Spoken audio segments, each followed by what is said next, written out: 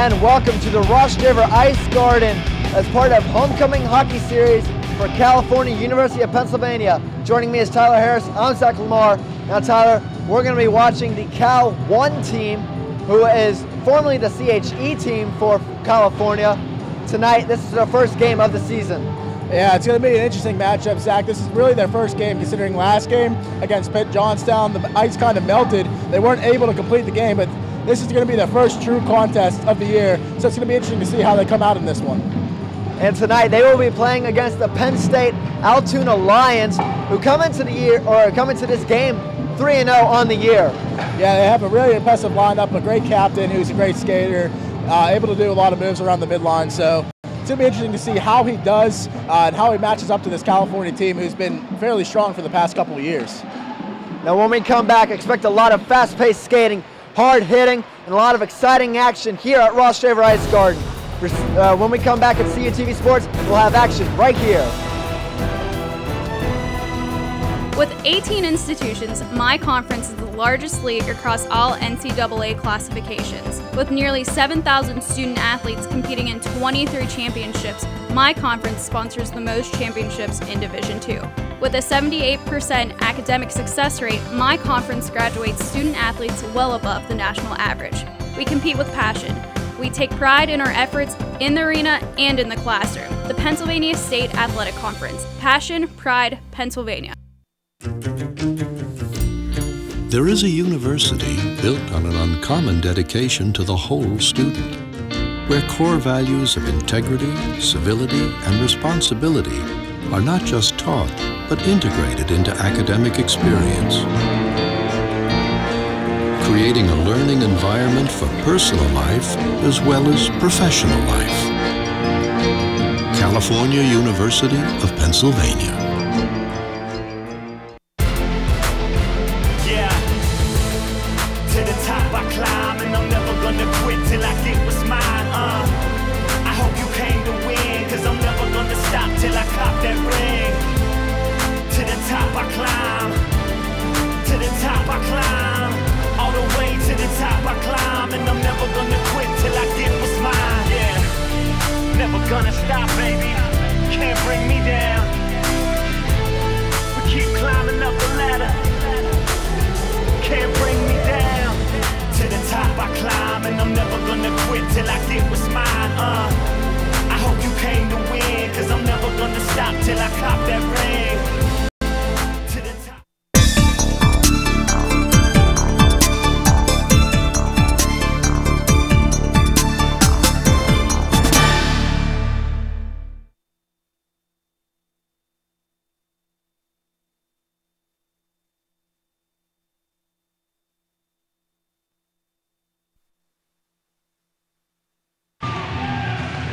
And welcome back to the Ross Draver Ice Garden as the California Vulcans #1 men's team is about ready to take on the Penn State-Altoona Lions. And you see Tyler, the Altoona Lions all dressed up in their pink for October Breast Cancer Awareness Month. Those jerseys are very nice looking.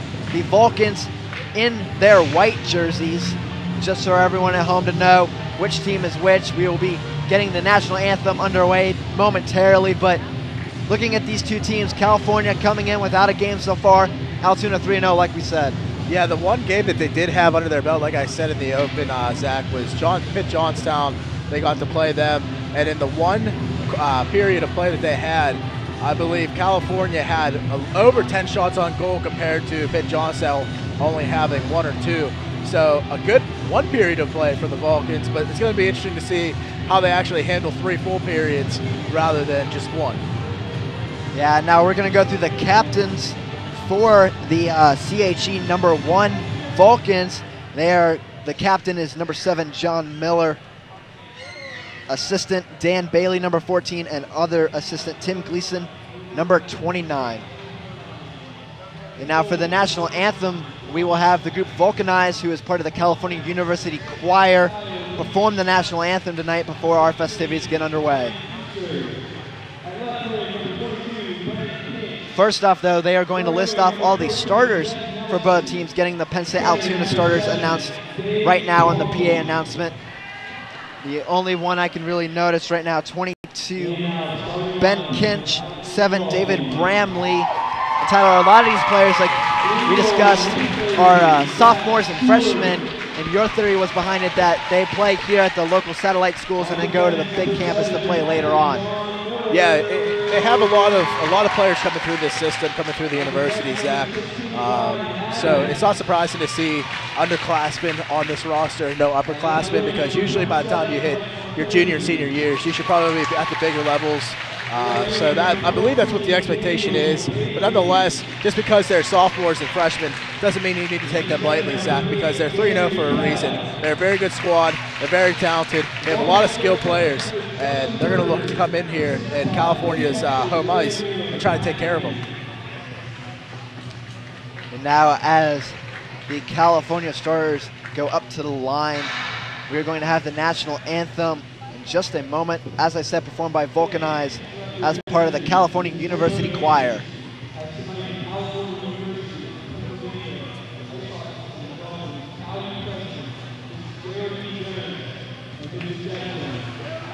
Well, first, Tyler, we will have Geraldine Jones walk out with Pat McIlvain, who used to play for the California Vulcans men ice team, and he went to combat in Iraq, was injured, and now he is out for the ceremonial puck drop along with President Geraldine Jones for California. Very great moment to see, Zach. A hero being recognized for his achievements. You know, especially being here from the CalU family and being here as a former player of the California Vulcans ice hockey team. He deserves this puck drop so much as he starts to get a standing ovation from the crowd. A great moment to see in sports in general, Zach. Glad we could be a part of this. Absolutely, Tyler, and you see photos being taken. The crowd is standing now currently. Photos being taken with the captain of California, that is John Miller. He's a senior defenseman. And then members of the California dance teams and cheerleaders.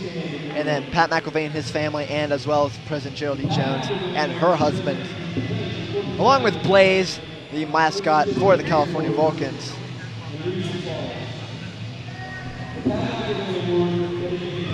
Now we see, or we can hear, the PA announcer talking about Pat McIlvain. I believe they're talking about the Pat McIlvain Award. Not exactly sure what that is for, but I'm sure based on his achievements before, it has to mean something very greatly to the person who receives that honor. I'm guessing it might even be Team MVP of the Year. It might not just be statistical either. It might be his actions on and off the ice, which is something that player should be honored to receive with a great man whose name is on that award. So as the crowd stands up, gives a standing ovation, the players recognize, from both teams, recognizing the achievements that this man has pulled off. So. And now we will have the national anthem performed by Vulcanize as part of the California University Choir. We will have the color guard walk in, and then momentarily we will get the anthem underway here at Ross Draver Ice Garden.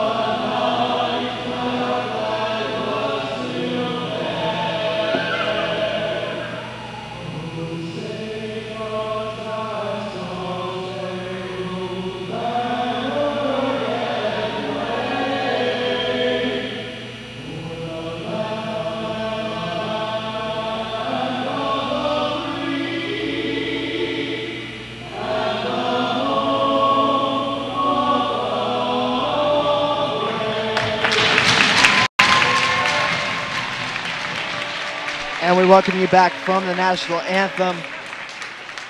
As you can hear the applause from the stands, and as well as the players on the benches pounding their sticks against the boards in front of their respective benches.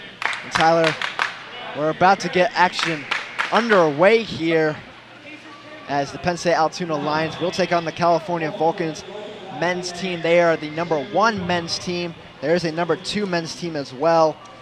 But this is the first of many games for the Vulcans on the season, like we said. Coming up later in the week, they will play Calvin College and Hope College at the Midland CMC Center. And they actually have 3 games the next coming weeks. They also play Northwood University at the CMC Center. So 4 games this week, trying to get their season underway and try and get it under a good start. Absolutely. This is a good way to really set the tone for your season. This team's been very good for many, many years, as we see a puck drop from Geraldine Jones, the acting president of California University. But anyways, going back to what I was saying, this team has been very good for many years, and a big start here against a good 3-0 team might give you a lot of momentum. There was talks last year of moving up to D2 rankings. However, they weren't able to do so. So they're going to have to wait a couple more years in order to make that happen. They have good recruitment. They have good players. They have a good standing record throughout the past couple of years, winning championships also. So to see them move up into the D2 level might be pretty interesting to see not only how they do, but overall just how they do. Absolutely, Tyler. Now to list the starters for California, we have number 27, Mike Marconi, a sophomore forward. We have number 7, John Miller, who is the captain. He is a senior defenseman. Number 14, Dan Bailey. He is an assistant captain, a junior forward. Number, let's see here, number 18, Brad Mitchell, or excuse me, that's 16, Ryan Abbott, a senior forward. And then we also do have 18 out there, Brad Mitchell, a sophomore defenseman. For the starting 5 for California. And then for Penn State, we have 22, Ben Kinch, who's a forward. 7, David Bramley, the other forward. And then 14, who is the captain for Penn State, Jeff Nelson is the other forward. And then 18 and 16, or excuse me, 18 and 6 are your defensemen, Kyle Lees and Brian Cuso. Now, first faceoff is won by California. Penn State now with the possession down into the boards. California end, trying to get it out. Very fast-paced game, a lot more faster than what the women's game was already so far. Penn State-Altoona now going back for possession in their own boards behind their net. Gets the puck, sends it along the boards. It is blocked by California player. That is number 7, John Miller, the defenseman. Trying to get it towards the net. Missed opportunity in front of the net. Now another shot is deflected. Mike Marconi keeps it in the California zone. Penn State-Altoona trying to regroup and get the puck out of their own zone and continue on past their own blue line. Now still cannot clear the puck, and now they finally do as it is sent back down towards the California net. And John Miller is there to grab it. He will pass it up to number 18. Takes a big hit right there as number 16, Ryan Abbott, who he passes it to. Cannot control the puck very well. Penn State-Altoona now with the puck. Wraps around the net. Finds an open player, number 11 for Penn State. That is Adam Baderick. Now a fight for the puck along the boards. Still no possession for either team. Penn State comes out of it. Sends it to goalie number 30, Zach Stewart for California. Sends it back up. And now California with a few changes. Number 25, Chad Gwynn on for the puck. Penn State-Altoona still has control of it though. California not able to clear it out of their zone. Now a shot fired by number 55 for Penn State. That is Jack Lawn, a defenseman. Tim Gleason has the puck. Takes a bit of a spill on the ice. A shot there is gloved by Zach Stewart though, and we have a stoppage of play with 18:09 left. Good clean play from Penn State right now, Zach. The hit from number 9 there, Nick DeLaurentis. Very clean open ice hit. The player for California just not able to keep his head up, so he exploited that. So good play so far. Clean 2 minutes. Face-off won by number 22 for Cal. That's Mitch Fernandez, a senior forward. Puck being played up the ice. A shot towards the goal. That is number 30, Zach Chirico. in goal for Penn State-Altoona, or excuse me, that's actually number 39. That is John Travis as the goalie. It's nice just to get a shot on goal, Zach, and I think that's just what the intention was was on that one, was just to get a nice shot on goal and get the nice face-off in their end. Now a big hit from California, as California trying to get closer to the net and take a shot. Not able to keep possession of the puck, though. Now Penn State-Altoona trying to work up the ice with the puck. California takes it away, though. That is number 20, Neil Stewart, with the puck, working up ice. And now it's cleared back towards mid-zone, towards the red line. Good defense from Penn State there. Now number 18, Brad Mitchell, a sophomore defenseman, has the puck, passes it away behind the net, trying to reset their offense is California. Working up the ice is Tim Gleason, the assistant captain, takes a long shot, hits off the back boards. Now clears towards the neutral zone. Penn State-Altoona with control. A 2-on-5 though, however, they'll just dump it towards the end boards. Number 24 for California, Nick Blair, will control it. Now works back up ice, a 2-on-2 right here. The pass incomplete, but California still with possession of the puck, tries to work it towards the front of the net, and no good right there for number 13, Ben Zalewski. Puck still in a Penn State-Altoona zone. Almost tripped right there, could have been a triple penalty, and nothing is called.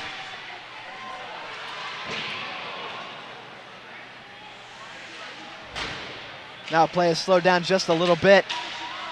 It's California trying to control the puck. Tries to get the pass away, does not pass the puck though, and controls it, sends it towards the end boards around Penn State-Altoona's goal. That one kept in by California. Takes a shot at the net and goes wide right towards the end boards. Another shot by number 24, Nick Blair, goes wide left this time. Penn State-Altoona finally able to clear. Now you're going to see some line changes for Penn State as you see the play called down there. It's a hybrid icing on the call. So good play so far. A lot of bodies flying everywhere for both teams. Clean checking, clean hits. Zach, this is a very physical game. We expected it to be, and it hasn't proved us wrong yet. So very good first couple minutes of play here. We have 16:05 left in the first period. Face-off won by Penn State-Altoona. Sends the puck up towards the neutral zone. That was recovered by John Miller. California trying to control it, move it up the ice. And now Penn State-Altoona takes it away, but gives it right back. Now a little bit of a breakaway right here for Penn State, and tries to go to the front of the net, and no good. Hits the leg of a Penn State defender. And now John Travis will just cover it up for a goalie stoppage. Great defense from John Miller, the captain of the team, stepping up on that play to poke check it away from the player, because if that wouldn't have happened, it'd have been a 1-on-0. And I'm sure the goalie for California wouldn't appreciate that very much at all. Face-off won by California. Sends it back to Miller. Takes a shot. And now, puck loose. And still no goal. Not able to fall in, as John Travis did not know where the puck was. Still not able to fall in off of the California stick. Penn State-Altoona now with control, but a delayed offsides call. California will have control.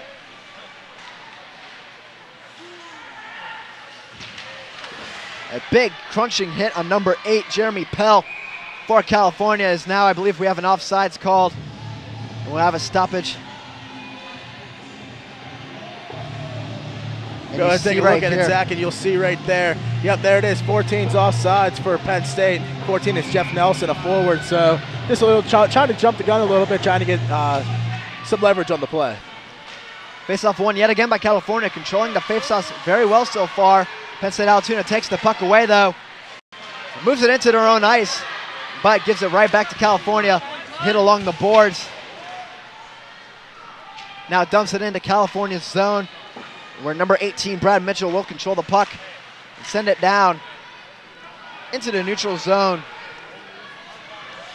And Jack Lawn will possess the puck and send it down into the neutral zone yet again for Penn State-Altoona to try and recover the puck. Now a bunch of pushing and shoving, 3-on-2, California to Penn State-Altoona along the boards. Now we have sent up the ice and it hits the goalie, so I don't believe there will be an icing called on that one. Now we have a hit towards the end boards. Now we have a player lose his stick for California. Tosses it to the ice, I believe. Looks like he has recovered his stick, though. I believe he had lost it, but gets it back. And now we have an icing called against Penn State-Altoona again. Pretty good transition play here for Penn State. Not able to get into the zone. California's defense really holding strong, not allowing too much offensive pressure from Penn State. So good job by California, executing well on defense so far. Yeah, John Miller, so far his play kind of reminding me a little bit of Zdeno Chara. And there's the goal for California. Number 24, Nick Blair, almost immediately off the faceoff, finds the top left corner of the net for the first goal of the game. 1-0 California. Snipe City for Nick Blair. An impressive shot there from the junior defenseman. I mean, absolutely on spot. You couldn't have placed that any better. As you see the band starting to play, the crowd starting to get into this. Big first goal for Penn State. 14:09 left in the first period. So, Zach, it's always good to have that first goal on your side. And now they're going to look to continue their high-intensity play right now. That was Nick Blair on the goal for California. The assist, hard to give. It's so fast off the faceoff. It looks like they are going to give the assist to number 22, Mitch Fernandez. So the goal to Nick Blair, assist to Mitch Fernandez on the goal. Almost another good shot on goal there for California, throwing the defense, the goalie rather, off, John Travis. So he wasn't able to get a good hold on the puck, but good job by him and his defenseman trying to help him out there, get the puck back into the goalie's possession. So California doesn't score quick again. Now another shot towards the net for California, this time deflected by the goalie, John Travis. Takes another shot, that hits the body of a Penn State-Altoona player. John Miller keeps it in. Working towards the front of the net. Miller trying to fight for puck possession. Not able to get it. And this time gloved through the air by Travis. So play will stop yet again with 13:30 left in the first period. California pressuring Penn State's defense hard right now, Zach. And you'll see how on this replay, that nice shot there on Travis. So they got to keep it up. I mean, 13:30 left in the first period, Zach. Play kind of going slow right now. It's just been in California's favor. Now puck worked back towards California's zone. A couple of Altoona players chasing down California. Altoona now has possession, dumps it towards the end boards though, and John Miller will be back there to retrieve it for California.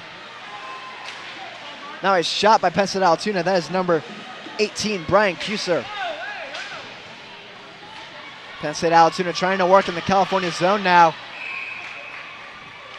As there's a stoppage, the goalie covers up the puck, Zach Stewart. So we'll have a face-off into California zone. Anthony Takovich at the end of the play getting a little physical with some of the Penn State players. Not very happy the way that they came up on the goalie, so trying to stick up for his goalie, which is always something that, as a teammate, you want to happen. Now face-off still trying to be won. No puck possession yet. A shot is deflected from number 18 for Penn State, Brian Kuser yet again. Puck work towards the neutral zone into Penn State Altoona territory. This one almost taken away by California. That is number 14, Dan Bailey, on the opportunity for the takeaway. Unsuccessful.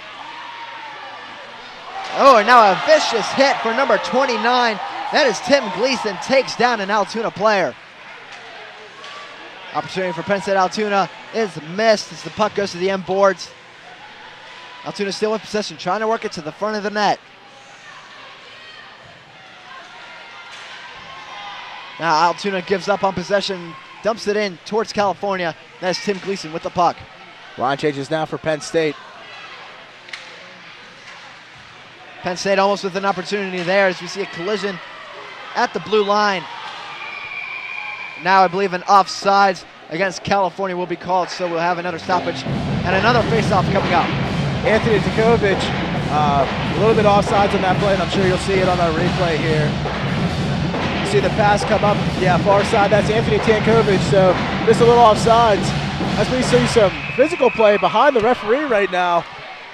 Two players getting into it, one of them for California, being number 21 on our roster is Thomas Graw. So this game's really physical, Zach, and it has proven so far. 12-14 left in the first. And the other player for Penn State Altoona, as the referee now confronts them about their physical play, is Conlon Sodrowski, number 3. Face-off 1 to California. Dumps it into the Altoona zone, but it is gloved down by number 11 for Altoona. That is Adam Baderick. Altoona with possession behind their own net. Dumps it towards the neutral zone, and California will recover. Now they will dump it, and there's a California player there to recover the puck. Tries to set it in front of the net. Just a little too wide for number 25, Chad Gwynn, on the play. And Altoona right now just really trying to keep the puck out of their own zone. Not had a lot of success doing that tonight. And California really a lot of possession time so far. Not a lot of shots on goal for Penn State either, Zach. In the previous series, you saw Penn State get a lot of shots, but none of them actually going on goal. So they need to find a way to get the puck more closer to the goalie. Now California with possession. All 5 of their players in their own zone, working it up the ice. They will dump towards the goalie. He will stop it, but the puck will deflect off him. No rebound opportunity for California. Puck sent to the opposite board. And a big hit from number 21, Thomas Graw, and I believe there's going to be a penalty for interference on the play. Big hit there from Thomas Graw. Such a physical player. He's a big boy, and you'll see on the replay here, him skating over. He kind of knew that he was guilty on that one, and he knew the refs were going to call it. So goes to the penalty box, and he'll serve some time in there. Yeah, the penalty is to number 21, Thomas Graw, for interference. So Penn State Altoona will have a power play opportunity with 10:58 left, a 2-minute power play. We have a stoppage here as the referee is talking over some things with some of the players and the other refs. Looks like they were trying to get the penalty up onto the board, and they finally do. So play will commence now as the faceoff is won by California, and they dump it out and clear it as their penalty kill unit is out on the ice now. Penn State Altoona working it up. California player over skates. Altoona sends it into the California zone. Trying to work here, get it in front of the net, and the shot is whiffed. And no good right there for that opportunity. Like we said, Tyler, Penn State Altoona, not a lot of shots on goal opportunities. This one is cleared out by Penn State Altoona, missing a pass right there. But if this is the time to really get some shots on goal. Absolutely. Fernandez working the puck very nicely for Penn State, so he looks to continue that play with the next minute and 10 left in the penalty. Penn State Altoona sending it back up, a big hit from number 9 for California. That is Anthony Tonkovich. We've called his name a couple times as the shot is over the goalie's net. And still no shots on goal during this power play. And as this one is cleared yet again. Player for California trying to race after. Could have a shorthanded opportunity. It is no good. Now we will have a stoppage on the play. So with 51 seconds left on the power play, Penn State Altoona still with no shots on goal. And that will be a hooking call on California. So it should be a 5-on-3 penalty now. But it looks like all 4 players are still on the ice. The referee signaled hooking, so no call. No call here, and a shorthanded goal for California. That is number 19, Brett Young, on the goal assist, I believe, to Anthony Tonkovich, number 9. California with a shorthanded goal makes it a 2-0 game. Take a look at the replay, Zach. Right off the face-off, puck was served up right in front of the goalie, and what else can you say? Brett Young puts it away. Cal U crowd going crazy right now, and they have reason to, as California is now up 2-0 on that shorthanded goal. And now we have another face-off in the neutral zone at the red line. Penn State Altoona still with 40 seconds left of power play time. They did give up one shorthanded goal, so the penalty kill unit for California really doing its job, trying to keep Altoona off the board. Now clear it back towards the Altoona zone. 30 seconds left. Still no shots for Altoona in this power play.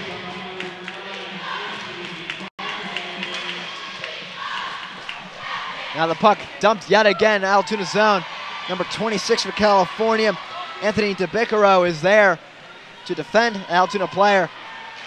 With 10 seconds left, Altoona trying to work it up. Still no opportunity there, and this penalty looks like it will expire. There's 1 second left, And the penalty kill for California is successful as we see Graw come out of the penalty box, but immediately head to the bench as number 27, Mike Marconi, is on the ice for California.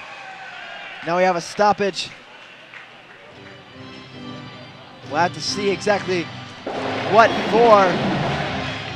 Looks like there might be a penalty on the play against Penn State-Altoona, but I don't believe so, as I believe all 5 men, or no, there is going to be a penalty against Penn State-Altoona. That's number 11, Adam Baderick. Not sure exactly what the penalty is for. It is a 2-minute power play opportunity for California, though. I believe it was a cross-check in the back of the play, Zach. I saw a player for Penn State take a stick and hit it in the back of his neck in the shoulder pad area, so I believe that's what it's going to be, is a cross-check. John Miller with it at the point. And another goal, power play for California. Mike Marconi scores, makes it 3-0 California. Beautiful goal for Marconi there, Zach, as he goes top shelf and gets the Gatorade bottle off the net. That's something that a lot of players love to do when they see that Gatorade bottle fly off the top of the net like that. And Marconi's proud, and so is the Cal U team as we take a look at the replay. And there you see the shot go in, you see the water bottle topple off the back of the net. So great shot positioning there for Marconi. Absolutely, going top shelf in the top right corner. The glove of Travis not fast enough to stop that shot as Marconi really worked his way up towards the front of the net for that shot opportunity. So 3-0 California with 8:38 left in the first period. The clock is not moving, however, though, so we're not exactly sure the time for the game, as another shot by number 8, Jeremy Pell, goes wide of the net. And Tyler, for not having played any games yet this season and Penn State being 3-0, California is really doing well so far. Absolutely, they're looking very impressive. Their defense is staying strong, not allowing many shots on goal.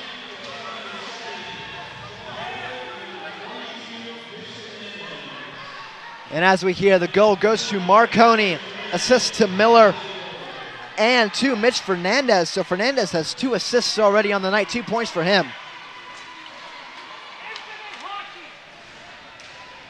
Now Penn State-Altoona trying to get some offensive force going. They're still unsuccessful as California will work it back up on a 3-on-2. Penn State-Altoona trying to chase behind. And we have another goal for California as the Penn State-Altoona player was not able to get there in time.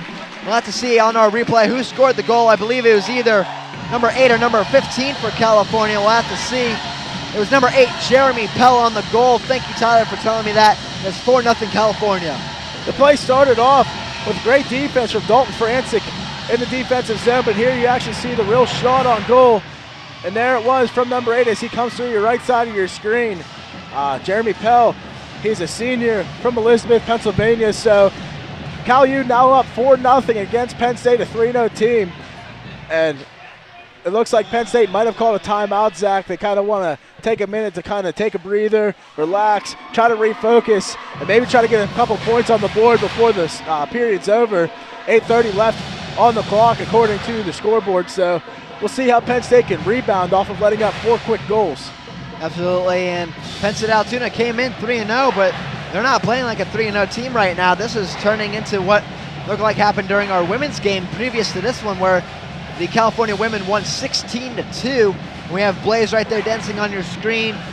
The California cheerleaders and dance team are here as well as the California band trying to entertain the crowd. Homecoming festivities started today, all marked by the homecoming game for football on Saturday against Clarion. Homecoming's always a good weekend here, Zach. You see a lot of alumni come back and check out what's going on around campus, some improvements that are made, and also you get to come back and watch their Vulcans play on Saturday. And this Saturday will be against Clarion, so it ought to be a very good matchup. But nonetheless, this is a very good matchup right now between California and Penn State-Altoona. Penn State-Altoona trying to get some possession time. And now the puck will be possessed by California, number 16, Ryan Abbott.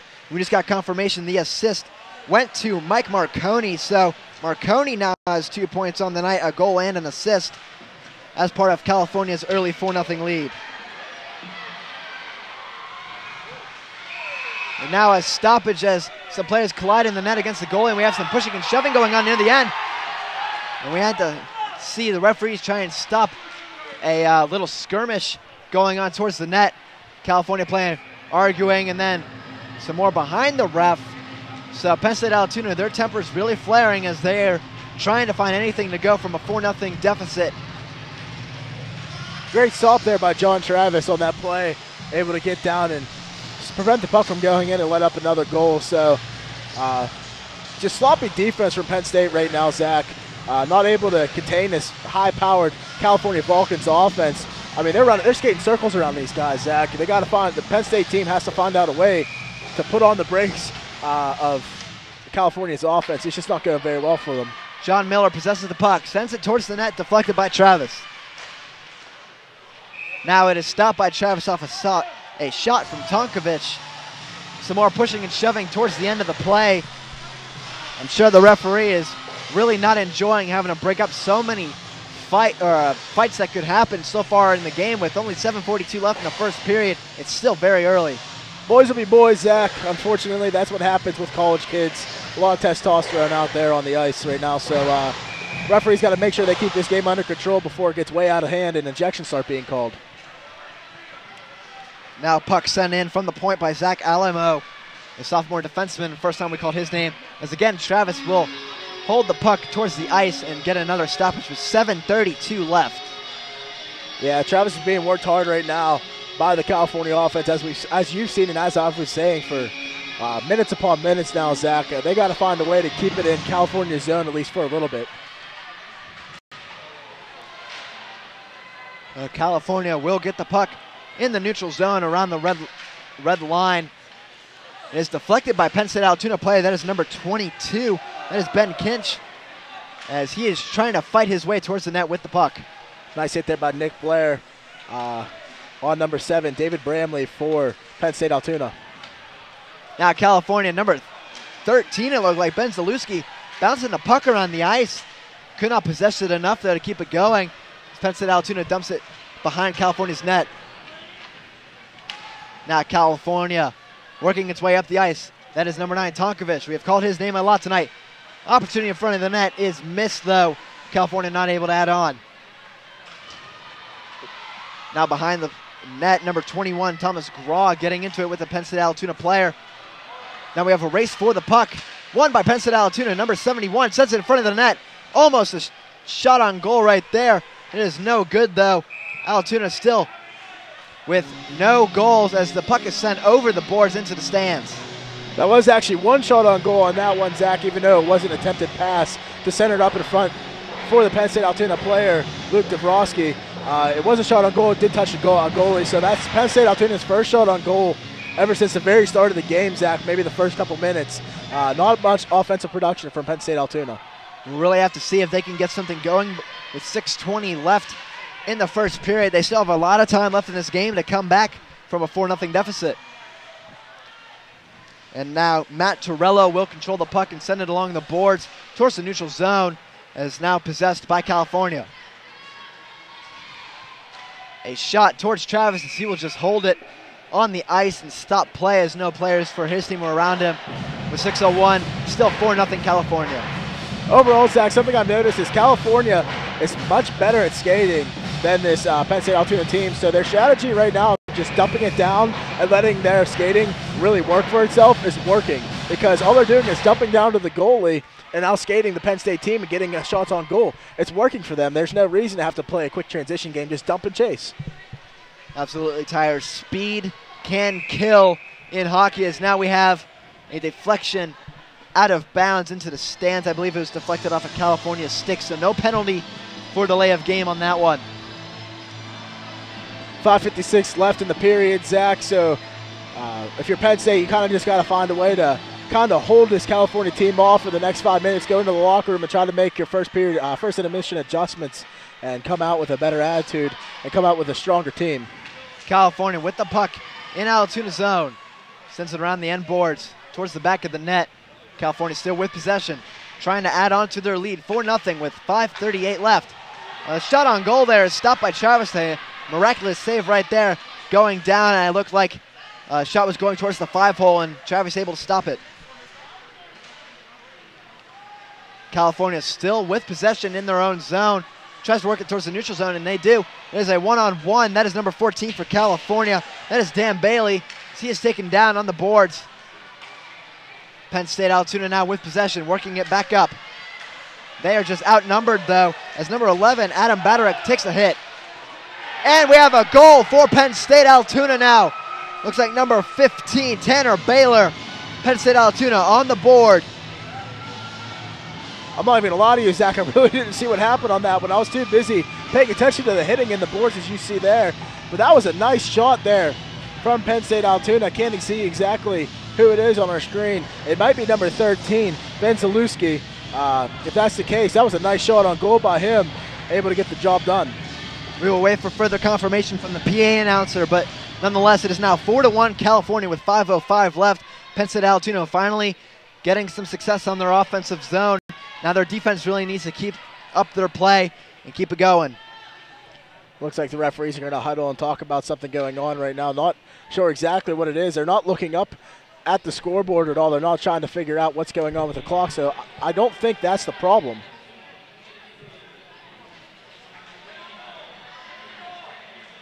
And it looks like number 14.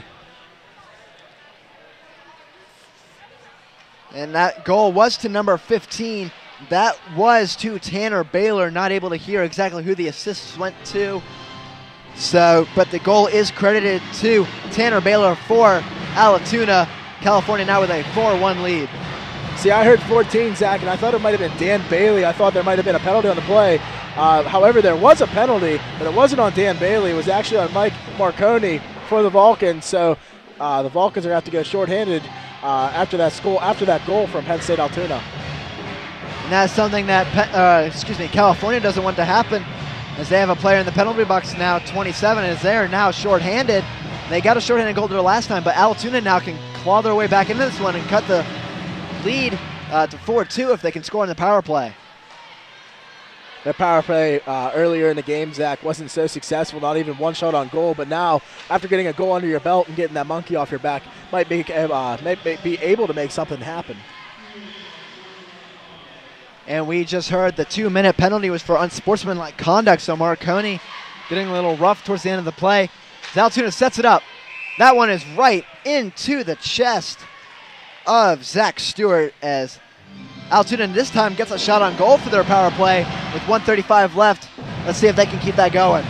Yeah, good possession in California's zone on that one, Zach, trying to work the puck very well and pretty successful doing so, as California now dumps the puck. That one is stopped by Travis. He will work it up towards the neutral zone, but work back into Altoona's zone as Travis just throws his hands up like, what are you guys doing? You got to keep the puck in California's zone and try and get some shots on goal. Now Altoona with possession, working it up. And we have no offsides on the play, so Altoona still trying to go for the puck. A big hit on the boards to number 7, John Miller of California. Altoona fighting for the puck. 2 players to 1 for California. Altoona with possession, trying to work it around, trying to find an open hole near the front of the net. Not able to, as Stewart will stop that one with 1 minute and 3 seconds left on the penalty. California really finishing their checks in this game, Zach, so far. Doing a good job making sure that no check goes unfinished. Just controlling the game physically and pretty much in every aspect, really, Zach. Just doing a very good job of controlling what's in front of them, and that's Penn State-Altoona. Penn State-Altoona finally getting their first goal of the game about a minute ago, and now getting their first couple of offensive possessions as well. Now the puck is cleared out into Altoona's zone. California player chasing after, but Travis will clear it towards the neutral zone. And now we have, I believe, an offsides against California. That is number 13. That is Ben Zalewski. So the face-off in neutral zone, closer towards the Altoona area. How great is it, Zach, that we're talking hockey right now in October? I mean, I'm a huge hockey fan, Zach, and I'm glad to finally see the game back. We get to call this game here. Just a great environment that the homecoming court puts on for this. Absolutely, Tyler, and I know I'm a big hockey fan too, but I had to go through a few years of sorrow when my hometown Atlanta Thrashers left for Winnipeg, as the puck is out towards the stands and towards some fans. So I believe it was tipped off a stick though, so no penalty with 29 seconds left on the power play. But seeing the Thrashers leave, I'm a Penguins fan, so I always went when the Penguins were in town to go watch them play because tickets are a little cheaper than up here where I know they're really expensive for such a good team. But it's nice to have hockey again while I'm up here and seeing the Penguins play and some other teams around the league as well. And a puck into the stands, almost close to our section, Tyler, a few rows up. Good thing we weren't down there. We might have been smacked with the puck in the face. Should have brought my goalie glove to this one, Zach. I might have been able to catch one. However, the kid who got the puck had to throw the puck back into play. I guess they have a puck shortage out there maybe. I don't know. If I was the kid, I'd be a little disappointed. I kind of want a souvenir like that.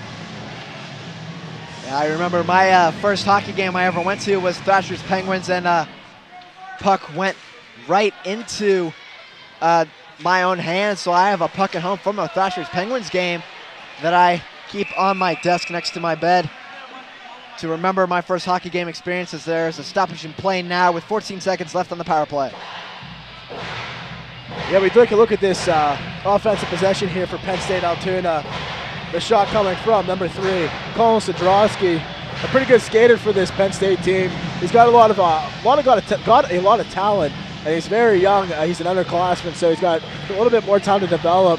And you might see him play for the Penn State main team here in a couple of years, maybe next season if he continues to work as hard as he is. Now it looks like the referees are not just ready yet to continue on with play. 14 seconds left in the power play. Altoona still looking to try and get closer. Actually, there's a new penalty for California, so it is a 5-on-3 for 14 seconds. The penalty goes to number 18, Brad Mitchell. It is a 2-minute hooking penalty, so the first penalty Marconi has now just expired, so another minute 45 left on the power play. As we have a shot on goal, Stewart, though, blocks it away. It is cleared down. Short-handed opportunity for California, 3-on-1. And the opportunity is missed. The pass just goes wide. But number 5, Zach Alemo, is there to control the puck for California as Altoona tries to work it into the zone. That is number 14, Jeff Nelson. Now number 6, Kyle Lees will have it. Passes it to number 3, Conlon Sadrowski. He will control it at the point. Goes to the side. Goes down towards the back of the net. Tries to go in front. Not successful. That one right in front. That one, no goal, no goal. No goal is called. Looks like it might have been a shove in. So no goal is called. The puck did go into the net, but the referee says no. Goalie interference will be the reason why, Zach. Can't interfere with a goalie like that when he's trying to make a save. So that's a pretty obvious call, and it's a good call by the referees. Stewart really didn't have a good chance at stopping that one with all those players around him, but big opportunity here for Penn State, getting back-to-back penalties and even having a slight 5-on-3 to work with. And they're making the most of it, Zach. They're really stepping up on offense, playing a strong team, working the puck well. It's just now that they have 58 seconds remaining in number 18's penalty, Brad Mitchell, so they have to make sure that they use that 58 seconds to their advantage. Now the faceoff will be in Altoona zone to the left of Travis. And I don't believe the goalie was necessarily ready for the faceoff if he was conversing with the referee, so the referee says stop play for a moment with 2:15 left in the first period. Faceoff won by California. Tries to keep it into the Altoona zone. Now Altoona working behind their own net, trying to reset their offense and try and get down the ice with 44 seconds left on the power play.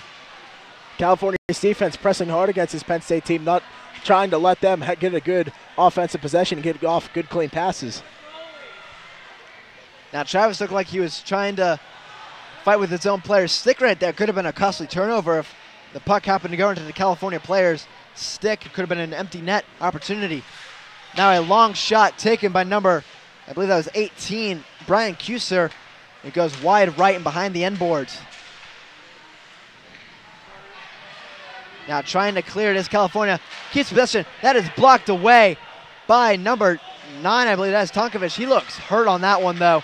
He looks like he got too much of that one in his own body as he tried to dive in front of that one and stop it. Now California with a shorthanded opportunity, working it up, but they will just dump it in. The penalty has expired, so we're back to even strength with 1:06 left. A lot of tired players for California on that team, so good shift coming out now. They have some fresh legs for this final minute. We are under 1 minute, 55 seconds left. Altoona trying to cut the lead. California trying to add on.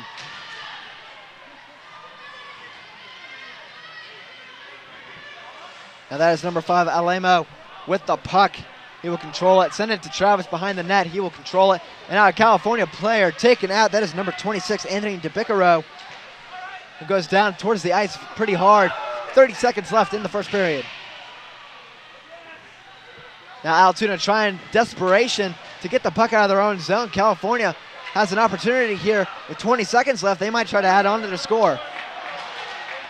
And now it looks like we might have a penalty there for boarding, as I cannot exactly tell who the California player is that is down. I'll have to see as he gets up. I believe it's number 29. Looks like Tim Gleason, but I'm not exactly clear. That'll be number 25, Zach, on our roster. Chad Gwynn, a senior from Elizabeth. So we'll slow to get up. Nonetheless, he's able to, which is fortunate. And that's 2 minutes for Penn State-Altoona. That'll be on the penalty kill. So California has 16.2 seconds now to make something work for them. But if not, they get to come back with that penalty in their hands coming into the second period. Now California on the power play, 16.2. This one will run into the second period, as they'll have about 1:44 left in the second period on power play time, as it was a 2-minute penalty for boarding. Waiting to see who it goes up on against. That is number 5 for Penn State-Altoona, Scott Palmer, with the 2-minute boarding penalty. Working from the point now is Gleason.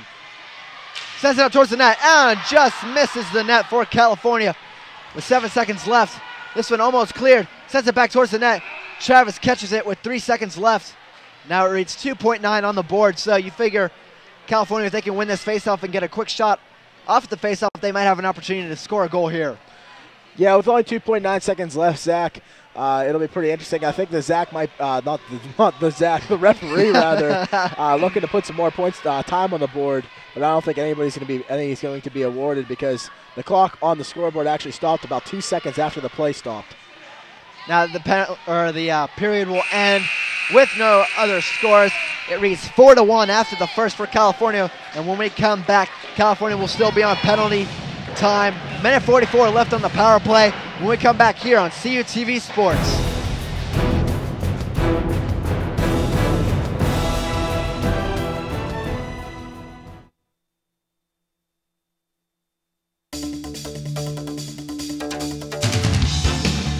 Do you want the latest scoop on California Vulcans football? Watch each week for highlights and analysis of last week's game,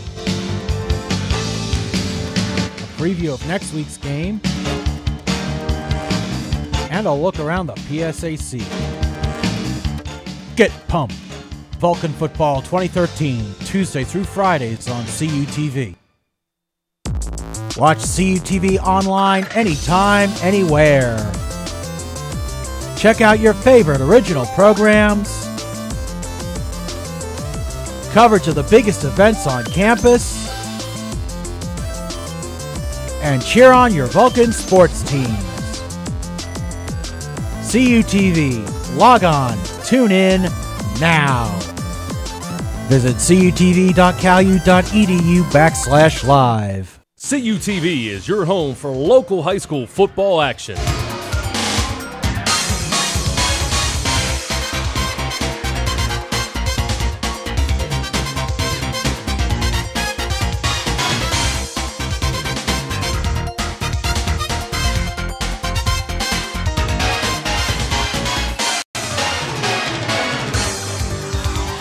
Sundays at 8:30, Thursdays at 5:30, only on CUTV. There is a university built on an uncommon dedication to the whole student, where core values of integrity, civility, and responsibility are not just taught, but integrated into academic experience, creating a learning environment for personal life as well as professional life. California University of Pennsylvania.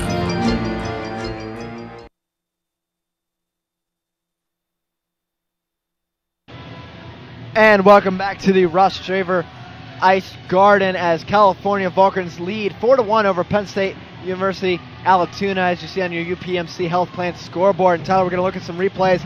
That is the first goal for California. This being the second from, or this is another goal. This is the power play goal from Marconi.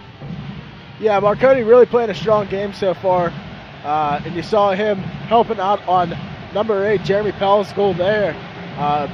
He's been skating very well. This whole team's been skating well. But then you see finally a Penn State Altoona goal for their own. Adam Bedoric, the defenseman, finally getting a shot of his own on net and putting it in. So there you see the scoring for California. Nick Blair, assisted by Fernandez. Brett Young, assisted by Tom Kovic. And Mike Marconi, assisted by Miller and Fernandez. He has 2 assists today. And Marconi getting an assist with Jeremy Pell's goal, as I said. And then the Penn State Altoona scoring, we have Tanner Baylor. And we have an unassisted goal on that one. So Penn State Altoona, they will be on the penalty kill for the first minute and 44 seconds of this second period, Tyler. So they are really going to have to cut into this deficit in the second period if they want to have a fighting chance in the third. But if California comes out and scores a goal in the first opening minutes of the second period, it's going to be even harder for them. Yeah, the goalie for the Lions right now, playing a good game, John Travis. He's really trying to do all he can, but whenever a goalie has no defense to work with, it's kind of hard to make every save. So I'm sure some adjustments were made in the locker rooms for Penn State Bear and Penn State Altoona, rather. And they look to make this a little bit more interesting of a period. Definitely more interesting than the first because it wasn't very clean hockey, but they've got still 2 full periods of play left. And anything can happen, so they're going to look to make something happen, especially on this power play. Absolutely, Tyler. And taking the face-off for the Vulcans is number 22, Mitch Fernandez. California trying to possess the puck in the Altoona zone. These teams switching sides. California going right to left.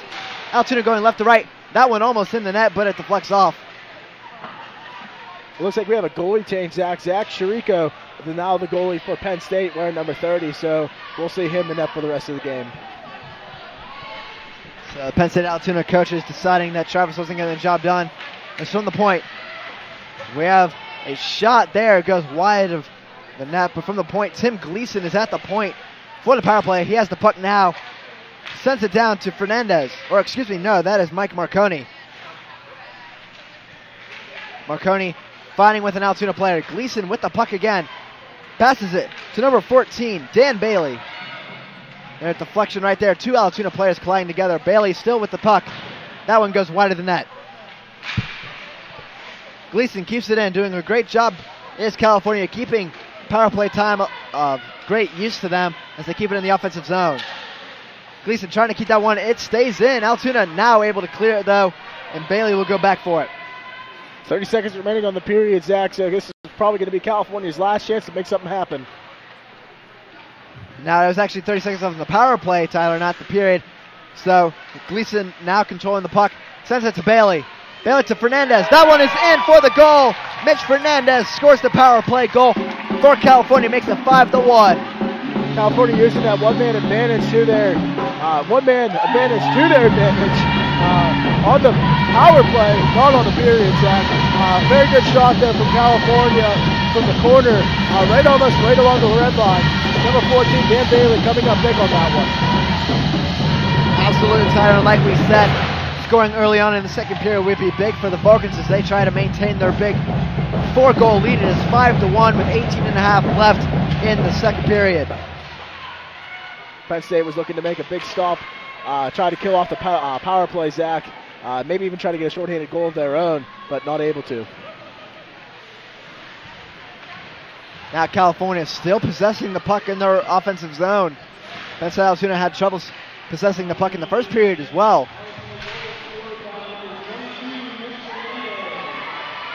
Now Altoona controls the puck. Working it into the neutral zone, not able to get away as California now has the breakaway. California with a shot, goes over the net. No opportunity there for a goal.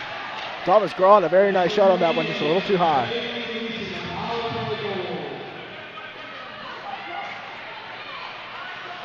Now Altoona working at the neutral zone. They have a player there to take the pass. No offsides on that play. Altoona, they're not able to possess the puck in their offensive zone. Now they do behind the net.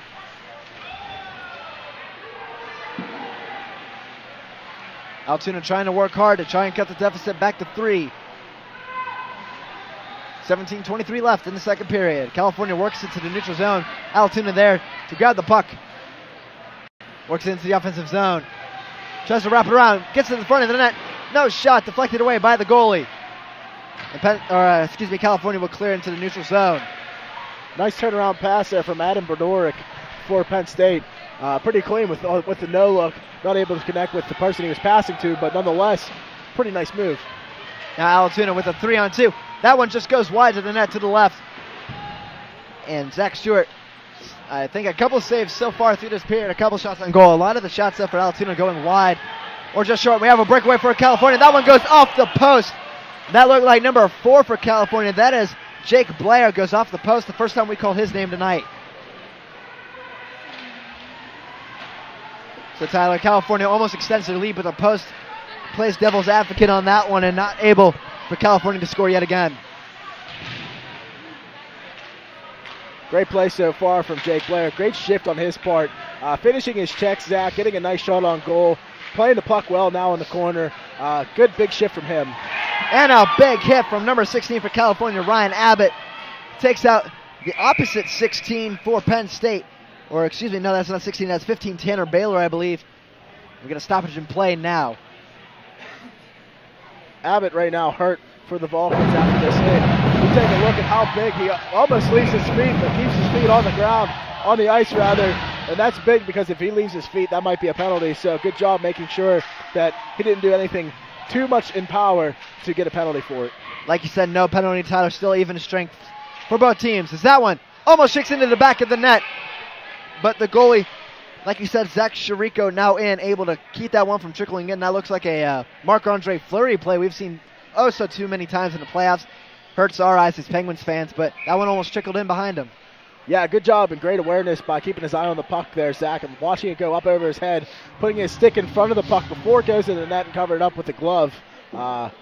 Good goal tending so far from him, from Penn State-Altoona. California with a 5-1 lead, scoring one time here in the second period off a power play goal from Mitch Fernandez, assisted by Tim Gleason and Dan Bailey. Now California fighting with Altoona. Tries to work it back, and now Chirico will catch it into his glove, so a stoppage of play. Face off in the California offensive zone. Yeah, Chirico let in that one goal, Zach, from on the red line there next to the net. Just a snipe that went through a little bit of a hole that he let up through. But ever since then, he's been playing pretty strong, Zach, keeping good control of this California offense. Now Altoona with numbers, working it up the ice. Is even 3-on-3, sends it towards the net. Misses wide right. California tries to fight for possession. Penn State Altoona, though, recovers. Now another no-look pass from number 14. That is Jeff Nelson. Not able to get it to any of his other players. Nelson now controls the puck. Works into his offensive zone, but California is there. Number 24 for California. That is Nick Blair. Now Pell working it up for California. With Dan Bailey. Opportunity to number 27, Mike Marconi, is no good. A pass through the offensive zone, trying to find a player for California. Marconi is unsuccessful. Now to the point. That is Blair. Marconi now trying to recover the puck for California. And he is unsuccessful, but Pell is there for California to control the puck. Sends it over to number 5, that is Alemo, but he's not able to control it, and Penn State Altoona will take over. Now a 3-on-2 for Altoona. And the shot is covered by Stewart for California, so Altoona gets a shot on goal, but they are unsuccessful with the opportunity. Great job by the California defense to force the player for Altoona here to the outside, force them to not get anything in the middle opened up, just to make it a little bit easier on the goaltender for California Stewart. So good job by California's defense, pushing the outside, not letting anything in the middle work for them, and playing good defense overall. Absolutely good defense. The saying goes, defense wins championships. Offense is always good as well, though. California, so far their offense has really come out to play, but their defense probably has done a little bit better, is only holding to Penn State-Altoona to 1 goal as they came in to this game with a 3-0 record. I believe we have an icing now on the play. Yeah, that's what it'll be, Zach. The icing call made. So face off in the opposite circle now to the left of the goaltender for Penn State, Shiriko. So this is a good chance for California to possibly put some more points on the board right now.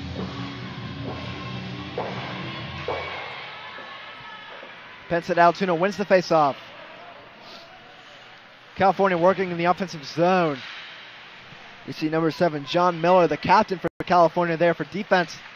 Working at the point, number 25, Chad Gwynn as well. Gwynn controls the puck now. Sends it to number 21. That is Graw. Unsuccessful on a diving stop by number 16, Ryan Abbott. Not able to keep it in the offensive zone, though.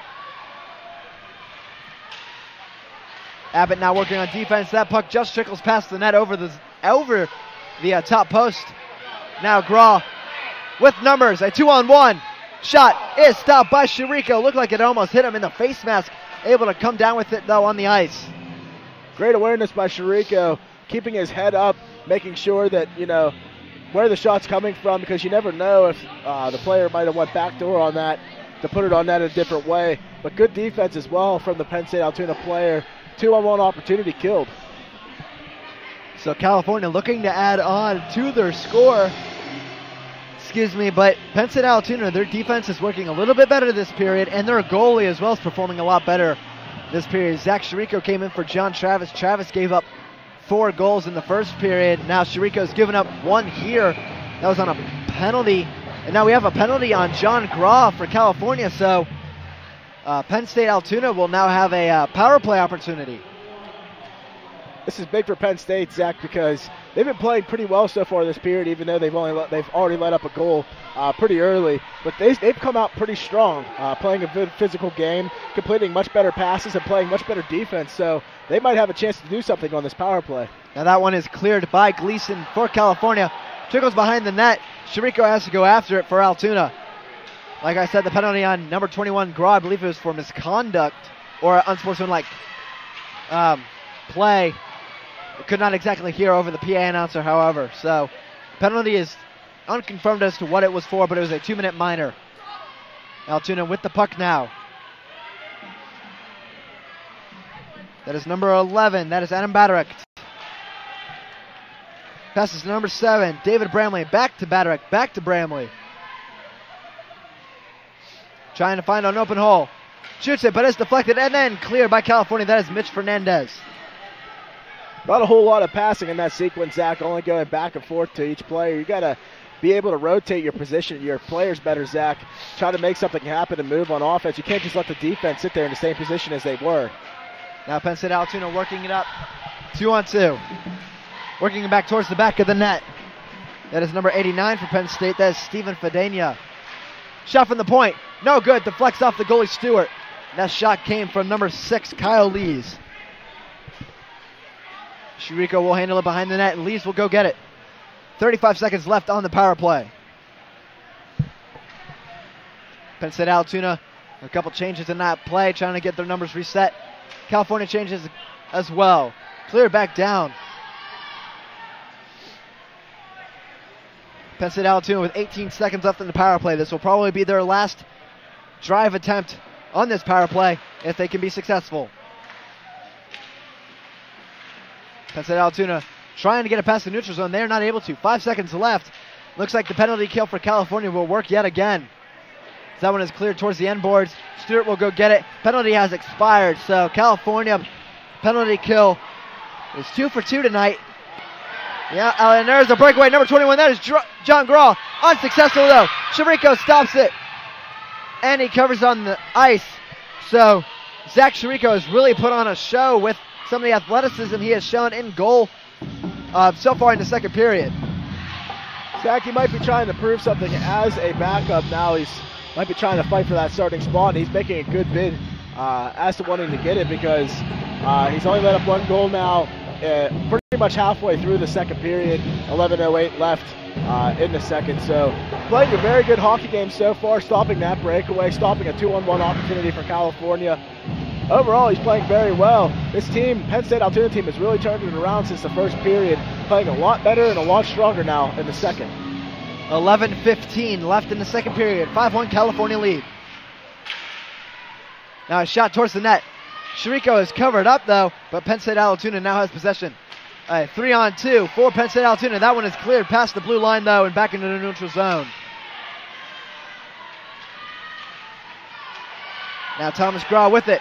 Just to get a shot off. That one goes in goal. Thomas Graw with the goal. You see his bow and arrow opportunity at the end. Graw scores yet again for California, make it 6-1. Graw single-handedly just destroyed 3 of Penn State's defensemen on that play. Take a look at this replay. Splits the gap between 2 of them there. Goes backside around number 5 for Penn State. That's Scott Palmer, and puts it in backhanded. Great athleticism from Graw. That should be SportsCenter top 10, Zach. That was an amazing play. You see some of those plays on the NHL level from players like Evgeny Malkin, Sidney Crosby, some athleticism and finesse like that. Graw right there. He had a breakaway opportunity beforehand during the period, not able to put it in, but now that time against the defenders he does. So maybe he just needs some defensemen to lift his play a little bit and get the puck in net. There's honestly no reason for that to happen, Zach, though. I mean, you have 3 defenders back and you let 1 player go through them. That shows talent for Graw, but that just shows a little bit of lack of defense as well for Penn State, so that's not totally the goalie's fault on that one.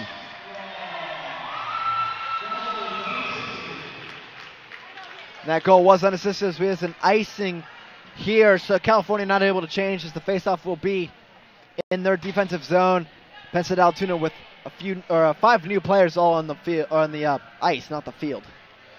This is our first hockey game announcing, Zach. Not just this season.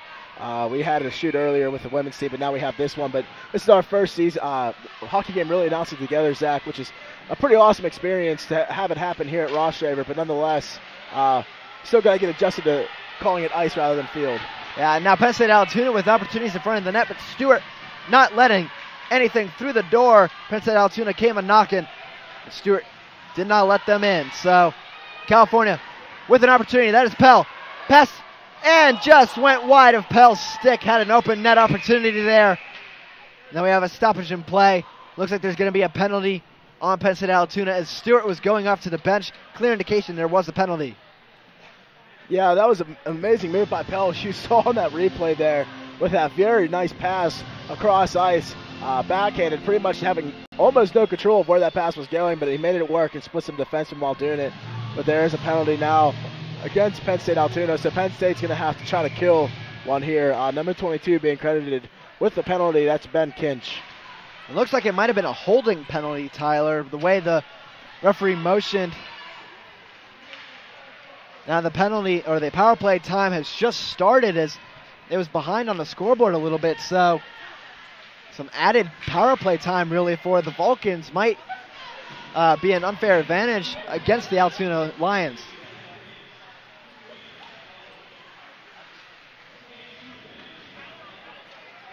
And now we have power play for California, opportunity from the point. It is cleared out by Altoona.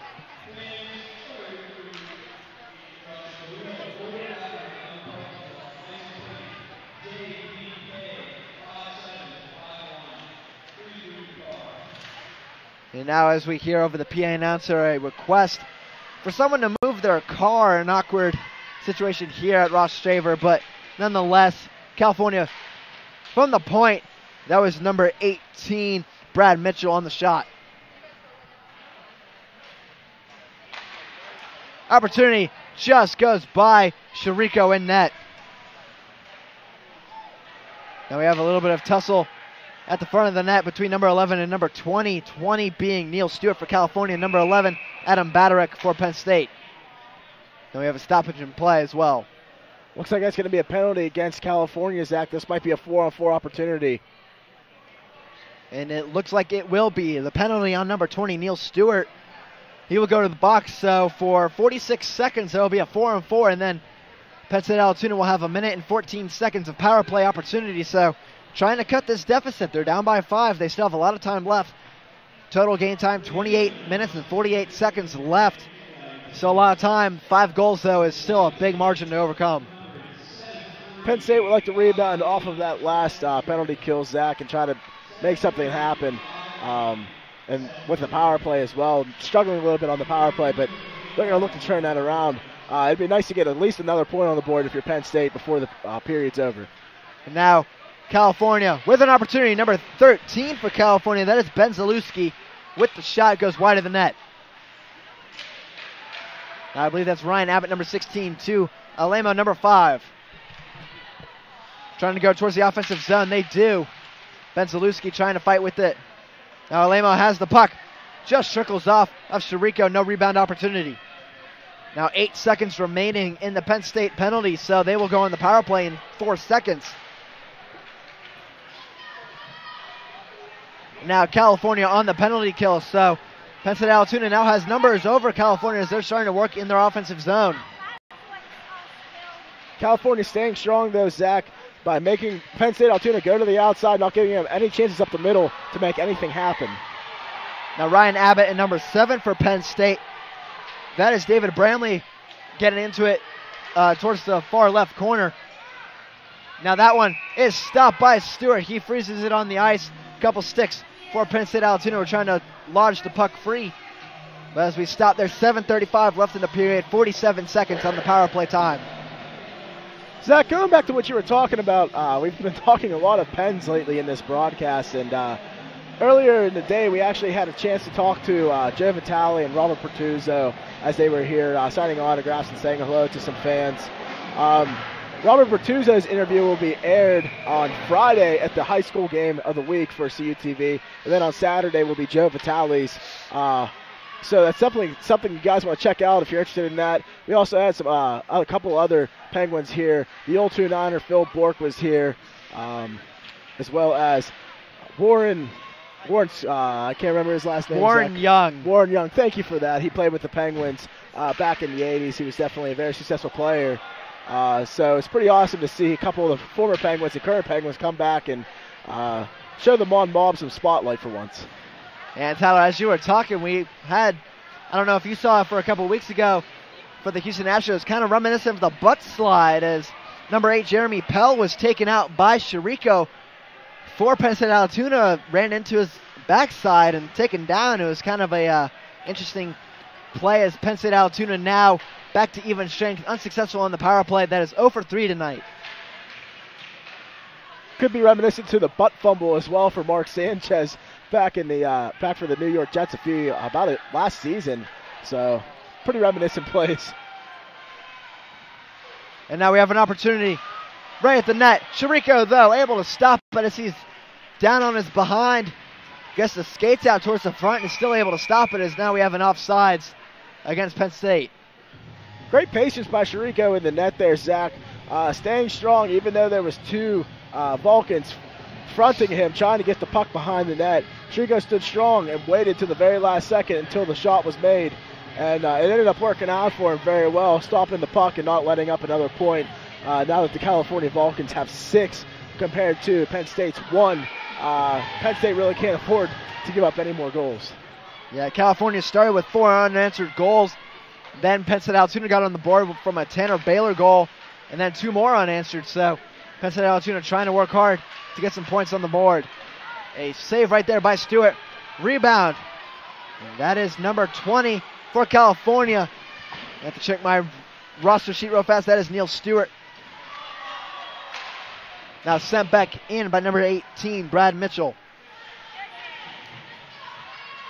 Penn State-Altoona sends it back towards the neutral zone and is cleared back in by Mitch Fernandez. Penn State-Altoona with the puck now trying to reset their offense. And now puck is mishandled by number 77 for Penn State. That is Matt Torello. Almost a turnover there. Now a shot for number 55. Jack Lawn just goes wide to the net. Nice move there by Lawn at the blue line, Zach, to make something happen. And he shoots left-handed, so he had the advantage on that one of the defender and got a shot on net almost. Pretty good move there for a defenseman. Now Torello with another shot goes right into the chest of Stewart. He does not stop it, however, though, and will continue on play. Now number 18, Brad Mitchell sends it all the way to net. Opportunity for California is stopped by Chirico. Now we have a player for California down for a few seconds. That is Chad Gwynn. And he is hobbling off the ice. He looks like he is hurt, so we will see a substitution for him. Now a big hit. We have a delayed penalty coming. I believe this will be boarding against California. As now we have a big hit from Penn State-Altoona. That is number 6 for Altoona. That's Kyle Lees, but we have a previous penalty on California, so we'll have to see exactly the judgment the referees give. Referee's not letting that one escalate at all between, well, there you see the boarding penalty, and that's obviously the 2 minutes, but the referee's not allowing any extracurricular activities to happen between Anthony DiPicaro and the Penn State-Altoona player that he was mixed up with. So referee's still trying to keep good control over this game. This game is still very physical. Bodies are now starting to fly between both teams. Penn State-Altoona probably getting a little bit frustrated being down by 5 with 4:44 left in the second period. So that's actually going to be a 5-minute major penalty. So that's really going to hurt California. They're going to have to kill off a 5-minute penalty. That's going to be an ejection, though. And that is an ejection for Dalton Francic, a freshman defenseman. He has been ejected from this game heading to the locker room. So a 5-minute major penalty against California will put them shorthanded for 5 whole minutes. So Penn State-Altoona a great opportunity here. Try and cut the deficit to 4 goals with 40-44 left in the second period. This penalty will run over into the third period if they do not score here. Well, no matter what, even if they do score, Zach, the penalty will remain actually because it is a 5-minute major in an ejection. So that's going to be 5 straight minutes of 5-on-4 action. So this is a great opportunity for Altoona to come back into the game and make something happen. And thank you for correcting me there, Tyler. I did not know that fact. I'm glad to have you along to be able to correct some of my mistakes. I'm sure there's many we both make. But nonetheless, we get back to action. 4:48 left on penalty time, 4:30 left in the period. I'm certainly not perfect, Zach, so I don't expect anyone else to be perfect either. Now Penn State-Altoona trying to possess the puck.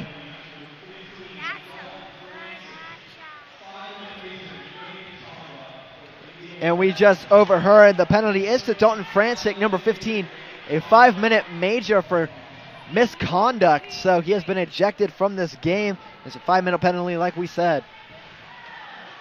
Yeah, and something that you never want to see. Luckily, the Penn State-Altoona player that was hit on that play was able to get up, for the most part, uninjured. It looks like he's going to return in the game, but 5 minutes is kind of justice for that kind of a hit. That's something you should never want to see. Now Penn State-Altoona loses possession of the puck. They keep it in, though, at the point. Works it around with a pass. That one is stopped by Stewart. Does not get top shelf into the net. So Penn State-Altoona still no goals on this penalty time. Good job by Stewart using his chest to stop that one, Zach. As you take a look at the replay, that one almost goes up to his neck. Luckily, they have that neck guard there to prevent that kind of thing from happening. And taking a rubber puck to the neck, traveling at about 60, 70 miles an hour, could definitely do a lot of damage. So it's good to see that they put those in there, and the advancements of the helmets for the players since back in like the 1970s and 80s, whenever they first started wearing masks, where it was just a piece of plastic covering your face with a couple holes cut in them, to what they are now. It's a great advancement, really cutting down on the head injuries of goalies and preserving their lives for the most part. Yeah, I remember the old Jason Voorhees looking masks from Friday the 13th, a couple eye holes, and then some other random holes around the mask. You look like you're Jason Voorhees from Friday the 13th wearing those, but the advancements made in the equipment and the safety for players has been a real boost to the level of play for hockey.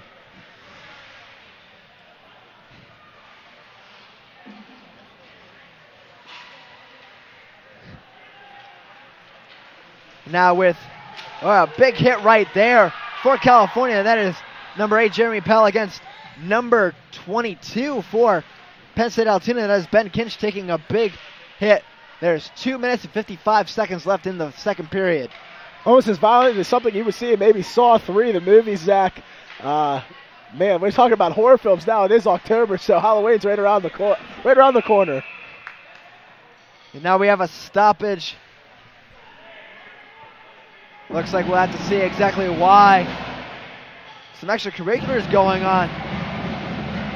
And Tyler, it is October, so Horror movie marathons are going to start on television soon. You have movies like you said, Saw 3. I mentioned Friday the 13th. A couple other ones coming out recently, Paranormal Activity, stuff like that. But anything can happen in the month of October, and California really making it a mystery for Penn State-Altoona, trying to solve them tonight. California holds a 6-1 lead. Yeah, the mystery seems to be more on the line, along the lines of being for Penn State-Altoona right now. They're really trying to figure out this California team. 2:59 left on the period, though, and there's going to be a 2-minute period now for Penn State-Altoona on Jack Lawn, the defenseman. So it's going to be even strength 4-on-4. It's going to be even strength 4-on-4 now for 2 minutes, and then the penalty for California is going to be in effect for about 56 extra seconds. Penn State-Altoona with the puck, working into their offensive zone, trying to score a goal here before the end of the period. That one almost trickles past, and then it's stopped. So 2:23 left in the period. The clock has continued to run, though. It has not stopped. And finally, it does stop with 2:19, so 4 extra seconds ran off the clock there, Tyler. So some clock mismanagement going on. We've seen that a couple times in this game. We might be playing a little bit longer than just 60 minutes. Yeah, we saw some problems in the women's game, Zach, and now we're starting to see a couple more problems here. But nonetheless, I mean, you can't be perfect. We're not perfect. I'm sure the timekeepers aren't perfect either. And it's just something that you have to come around and kind of play through it if you're a player and you notice it. You know, you can't think too much of it. You just got to go out there and give it your all and try to make the best of it. Now an attempted long pass from Gleason is deflected by a skate from a Penn State-Altoona player. 2:05 left in the second period. Penn State-Altoona with an opportunity. That is number 11 for Altoona. That is Adam Badarek on a wide shot. Now Stewart will jump on the puck and stop play with 1:57 left. California killing off the penalty pretty well so far, Zach. Not letting Penn State get any goals, at least for the most part. But Penn State doing a good job trying to work California's zone, there. But overall, it's been pretty balanced now that it's been a 5-on-4. So Penn State really needs to make something happen now that it's 4-on-4. And whenever it goes back to 5-on-4, whenever they get the power play opportunity, they need to make something happen there before the period ends. Now a shot just wide of the net from number 77, Matt Torello. Penn State-Altoona still with control in the offensive zone. Works it on the boards to the near side. Now California with possession, works it down into their offensive zone. That is number 14, Dan Bailey. He is alone against 2 Penn State-Altoona players. Long pass is out of the zone to Alamo, number 5. Now Shiriko will control it behind the net. And an almost errant pass from Shiriko to his own player. Dan Bailey was almost there to pick it off and put it in net. Now a 3-against-2 for California. They have numbers now taken away.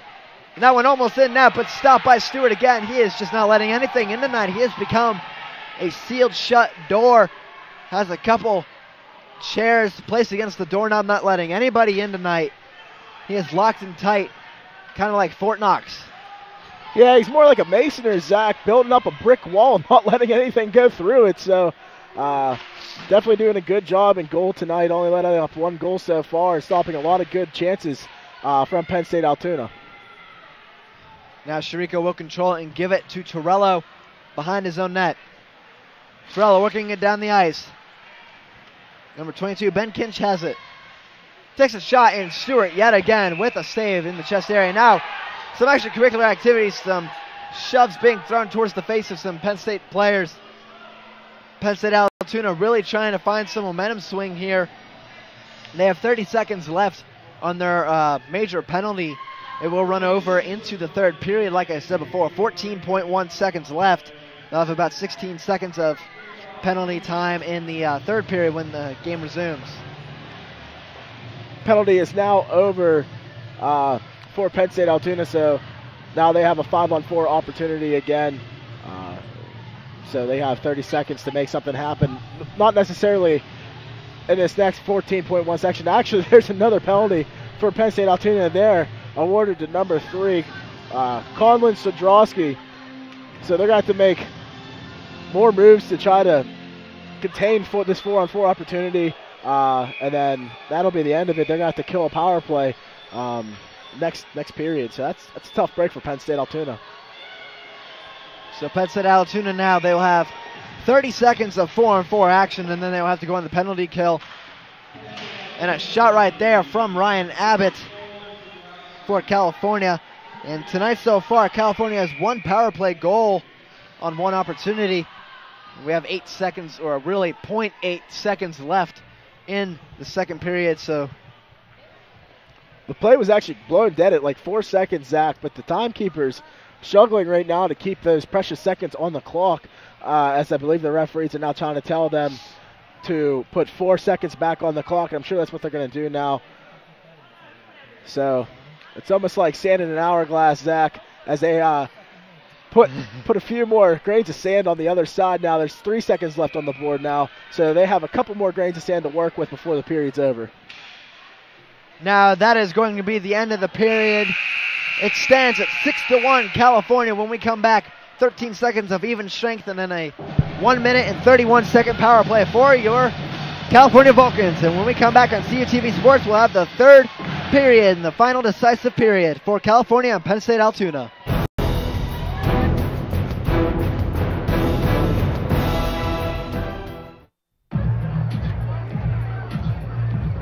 If you drive buzzed, it could cost you around $10,000. You'll face major legal fees, major fines, and steep insurance penalties. You could lose everything. Nothing kills a buzz like getting pulled over for buzz driving, because buzz driving is drunk driving. CUTV always has the action, and now you can too by ordering CUTV programming on DVD. To own your favorite CUTV moments, just send $16.95 in a check payable to SAI, care of CUTV Programming Order, 250 University Avenue, California, PA 15419. Order now. Need to know what's happening in your area? CUTV News Center brings you your best local news. Events on and around campus. Local weather. Vulcan sports coverage.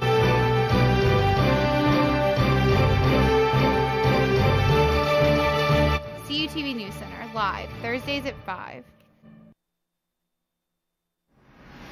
High School Roundup, bringing you the best coverage of high school football in Western Pennsylvania. Tune in for scores, highlights, analysis, and the best plays from the previous week, plus previews and predictions of the week's biggest games, standings from across the region, and news from around the state. High School Roundup. Catch it. Tuesdays, Wednesdays, and Thursdays on CUTV. Welcome back to the Ross Straver Ice Garden as part of the Cal U Homecoming Hockey Series, as we have the California men leading Penn State University Altoona Lions 6-1, Tyler, and we're going to look at some of the replays now currently on your screen. California scoring twice in the period, or the second period, rather. And this is a big hit by Ryan Abbott. Yeah, I've been a little shaken up. Not on that play, rather. It was a different hit. But a big hit indeed. There's been a lot of them in this game, Zach, and there you see Graw there really just splitting the defense to perfection almost and getting a nice no-look backhanded shot on net, and it went in for him against the goaltender now for Penn State-Altoona, Zach Schrico. So a lot of good action here so far. Only 2 goals this past period. Mitch Fernandez on the first one with assists from Gleason and Bailey. And then Thomas Graw on that last play you just saw was an unassisted goal. So a lot of good, talented players right now out here on the ice, especially for California, coming out strong in their first, I would guess you could say, official game of the season, since the first one didn't actually end up getting completed. But there's 20 minutes left in this game, Zach. California's up 6-1. They're both currently on a penalty right now, so it's a 4-on-4 game for 13 seconds after that 5-minute misconduct penalty elapses for California. And then Penn State-Altoona has a 5-on-4 kill, penalty kill they have to take care of before getting back to even strength. Absolutely, Tyler, and you see Zach Stewart, the goalie for California. He has done a really good job tonight. Like you said, he was a masoner, building a brick wall in front of him, not letting anything through. He let one shot in the first period, but since then his play has been spectacular, really leading California so far to a big lead, hoping that they can hold on to get their first victory of the season. And this is the way that they probably wanted to start their season, a big 6-1 victory. Like you said, even strength for 13 seconds, then 1 minute and 31 seconds of power play opportunity for the Vulcans. So they look to add on in the opening minutes like they did in the second period as well, try to make it 7-1 or even more. Absolutely. It should be an interesting third period, Zach. Penn State made a lot of good adjustments for the second period and probably made a lot more now for the third. They're going to look to kind of cut down this lead now. Being down by 5, they want it to be a little bit less, especially being 3-0 and then losing this big to a team like California. Not trying to take any credit away from California. They're a very good team, a very great team actually, but you never want to see a loss after winning 3 games like this. California will control the puck. They are now on the power play for 1.5 minutes. They have an opportunity right here, but it is unsuccessful. That is number 27 for the Vulcans. That is Mike Marconi. Now a shot from Gleason at the point just goes off of Chirico's foot towards the back end. Now back down to Zach Stewart. California now with possession in the neutral zone. That is 29, Tim Gleason. There will be an offsides called on the Vulcans, though, so we'll have a face-off with 19:17 left and 1:02 on the power play. I believe that was Thomas Graw that was offsides on that one, Zach, so that'll cause the penalty, rather the call to be made. So still a power play opportunity for the Vulcans. 1:02 left on that one, so they have about a minute. Well, obviously they have 1 minute and 2 seconds to make something happen for them. Try to get another point on the board. Now under a minute left on the power play. Tim Gleason behind his net, getting possession of the puck for the Vulcans. Now Mitch Fernandez, he has had a big night, 3 points, including a goal and 2 assists so far for the Vulcans. And then Marconi, he also has 2 points on the night, a goal and an assist. He now controls the puck at the neutral zone. He'll spin it back around, try and reset the offense for California. From the point, Gleason with the shot, hits off the goalie Chirico and over into the entrance area of the ice rink at Ross Shaver Ice Garden. So we will have a stoppage in play with 29 seconds left on the power play. Good shot attempt there for the Vulcans. 29 seconds left on the power play, like you said. So defense for Penn State playing pretty well, trying to beat off this power play. Now it is cleared by Penn State-Altoona. I believe that was number 77. Matt Torello on the clear. Now 17 seconds left of power play time. This will look to be the last drive for California. They have the puck now, moving it up. Stopped at the red line in neutral zone. Penn State-Altoona controlling the puck. 5 seconds left on the power play. Looks like they will have it killed off by Penn State-Altoona, though, and the score remains 6-1. Good job on the penalty kill there for Altoona. Not allowing any more points to go up on the board so far. So good first 2 minutes for them. Now Penn State-Altoona moves into the neutral zone. Is off a skate for Penn State-Altoona. That is number 7, David Bramley for the Lions, unable to control the puck. Something that has really plagued the Lions tonight. Puck possession and time of possession as well. Keep giving the puck over toward the Vulcans. That one is cleared in by number 4 for the Vulcans, Jake Blair, as well as Jeremy Pell is there to help him out on defense. Now Penn State-Altoona, opportunity right here where the shot just goes over the net. A little wide of Zach Stewart, the goaltender. Now Penn State-Altoona was offsides on that play, a delayed offside call, so not able to control the puck. They had to clear the zone. Now California controls the puck in their undefensive zone. Works out to Tonkovic, number 9. Penn State-Altoona now with the puck. They lose control yet again. Like I said, has plagued them all night. 14 with a shot. Just goes wide of the net. Zach Stewart, I don't think, was able to see that one. Luckily for him, it did not go in the net. Now number 19 for the Vulcans, Brett Young has it. Sends it out to Tunkovic in the neutral zone. Tunkovic working around the net. Tries to wrap it around. Chirico stops him as he pins himself against the post. Doesn't let anything through. Now number 14 for Altoona, Jeff Nelson will work it forward. He was alone though, so he'll just dump it in as he was on a 1-against-5. Not a very successful ratio. As we now have a player for California, Dan Bailey loses stick. So I have a stoppage in play here as Bailey will get his stick back from his teammate number 19. That is Brett Young. That's going to be a penalty, Zach. I believe it's going to be slashing on 89. That's Steven Vandina. So that's going to be the call. It's going to be another 2-minute penalty and a good power play opportunity for the Vulcans. If you're the Lions, you have to find a way to play strong defense, kill off the penalty, and not allow any more points. You've been playing strong now for 4 minutes, but you got to keep that strength up for the next 2. Now John Miller out there, the captain of the Vulcans at the point. Passes it to number 8, Jeremy Pell. He shoots it, unsuccessful though. Chirico blocks it. Now Pell with control of the puck again. Now Miller misses the pass and they will have to clear out his zone. The penalty to note goes to number 89, Steven Fadenia. Now we have an offsides against California, so a stoppage here with 1:34 left on the penalty. Bad pass there from Mitchell in the blue line. Not even looking before he passed. That's actually very uncharacteristic of him. Usually they make good, nice clean passes for California. Not able to do so on that one. Now Brad Mitchell will control it with a hand, not a hand pass, but a hand stoppage right there. John Miller loses possession. Over to Pell. Back, and a nice stop by Zach Chirico. Handing his hand right out there, and we'll look on the replay right here, Tyler. That was a beautiful save, Zach, as you see him go down there, snagging that with the glove. A little out of position on that one, but able to make up with it with a quick cat-like reflexes on that one. He's got to be proud of himself on that. Well, Tyler, the saying goes, tubbing ain't easy, and he made it look pretty hard right there. Hard for anyone else besides him, and Zach Chirico makes the amazing stop. Now at the point, that is Dan Bailey. Sends it forward, and Chirico with another stop right there with the glove hand, so not letting anything through on this power play. Glove save and a beauty. That's twice back-to-back, Zach. 1:08 left on the penalty. Actually, 1:07 left on the penalty. So very impressive play so far from Chirico.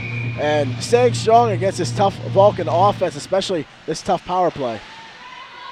Now Gleason controls the puck at the point. Takes the fake shot. Dan Bailey now controls it for the Vulcans.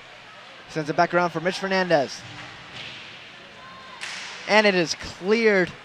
An errant pass right there for the Vulcans, so they'll have to clear out of the zone and reset. Tim Gleason now controls it on the side board. He will wrap around goal. Try to find someone in front of the net. Unsuccessful. I believe that was Mitch Fernandez he was going for. Now Zach Stewart will come out of goal and get the puck for the Vulcans. Dan Bailey controls it behind the net with 30 seconds left on the power play. That one looks like it hit a player for Penn State-Altoona. He is down. Looks like number 71 for the Lions. That is Luke Dvorsky. Looks like that one hit him and then almost went into the California bench. So we'll have a stoppage here with 25 seconds left on the power play. I believe the puck actually went out of bounds on that one, Zach. I believe that's what the call is going to be. It actually hit a player on the California bench before bumping back into action. So that should be what, it wasn't really a penalty, but the stoppage of play was just not allowed to go out of bounds. The puck can't leave the playing surface. So it's kind of obvious, but that's what it was. Now Ryan Abbott controlling it for the Vulcans. 10 seconds left on the penalty. Now Gwynn going after it behind the net. And then John Miller will control it at the red line. 2-1, and the penalty is over for Penn State-Altoona, so they kill off yet another one. California only, I think, 1 for 3 on power play tonight. Not a good success ratio, although they're still leading 6-1. John Miller, the captain, now controls the puck for the Vulcans.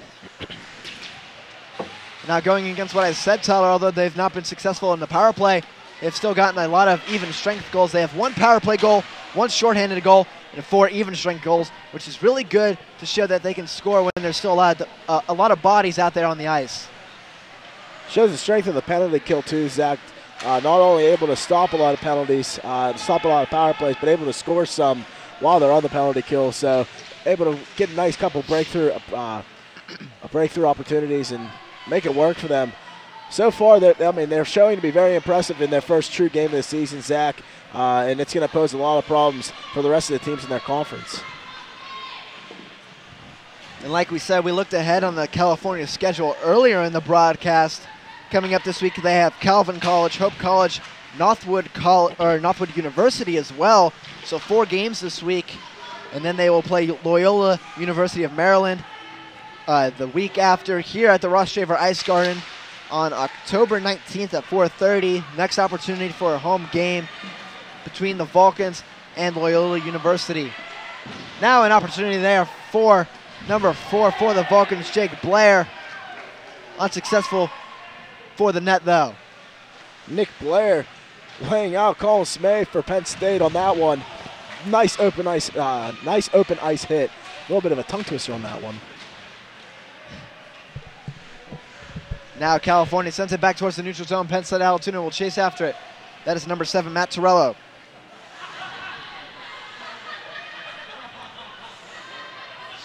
Now Penn State-Altoona will control the puck. That is Matt Torello yet again. Just called his name a few seconds before. He will control it now for the Lions, but it is given away to Dan Bailey, number 14 for the Vulcans. Jeremy Pell will now work it up for the Vulcans in neutral zone at mid-ice. Tries to find Marconi in the back. Now Dan Bailey trying to stall himself from going over as there was a delayed offsides possibility. Marconi tries to find Dan Bailey. Unsuccessful as 2 Altoona players were there. And now number 71 for the Lions, Luke Dvorsky, trying to work it up. Takes a big hit there. Great defensive play by Matt Torello back in the Altoona's, as we see an offside call there. And that will surely be a penalty. I'm sure the refs aren't going to tolerate that at the end of a play. A little bit too much there on that one. Getting a little upset and frustrated with some of the players for Altoona. But as I was saying, a nice play there by Matt Torello in the Altoona zone to block a pass to going across net. But nonetheless, this play here, I don't think there's going to be a penalty called, Zach. I think it's going to be overall clean play, I guess, in the eyes of the referee. So no penalties dished out, none rewarded. So it'll be even strength, 5-on-5. 5-on-5, even strength.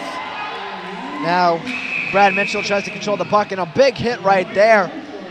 I cannot tell who exactly that was. Looks like number 3 for the Lions as Conlon Sodrowski with the shove right there.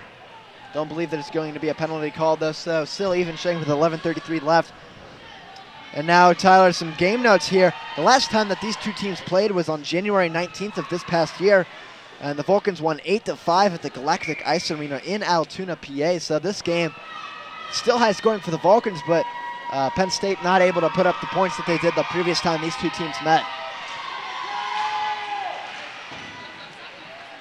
Now Sean Lees will control it for the Altoona Lions.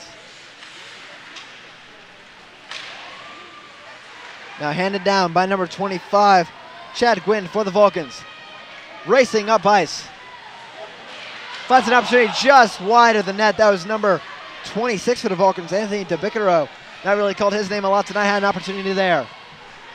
Now another opportunity from number 29, Tim Gleason, who is one of the assistant captains. Not able to put it in net. And a big hit from Gleason right there. Now we see a little bit extra going on between him and number 71, Luke Dvorsky for the Lions. Frustration now starting to set in for the Lions.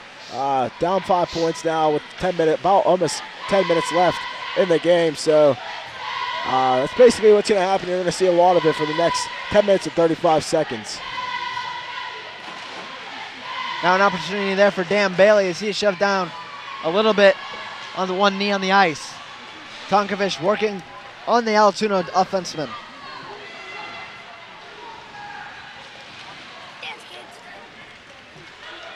Now California working it back up the ice. That is number 19 for the Vulcans. That is Brett Young. Passing it to Tim Gleason. Back to Young.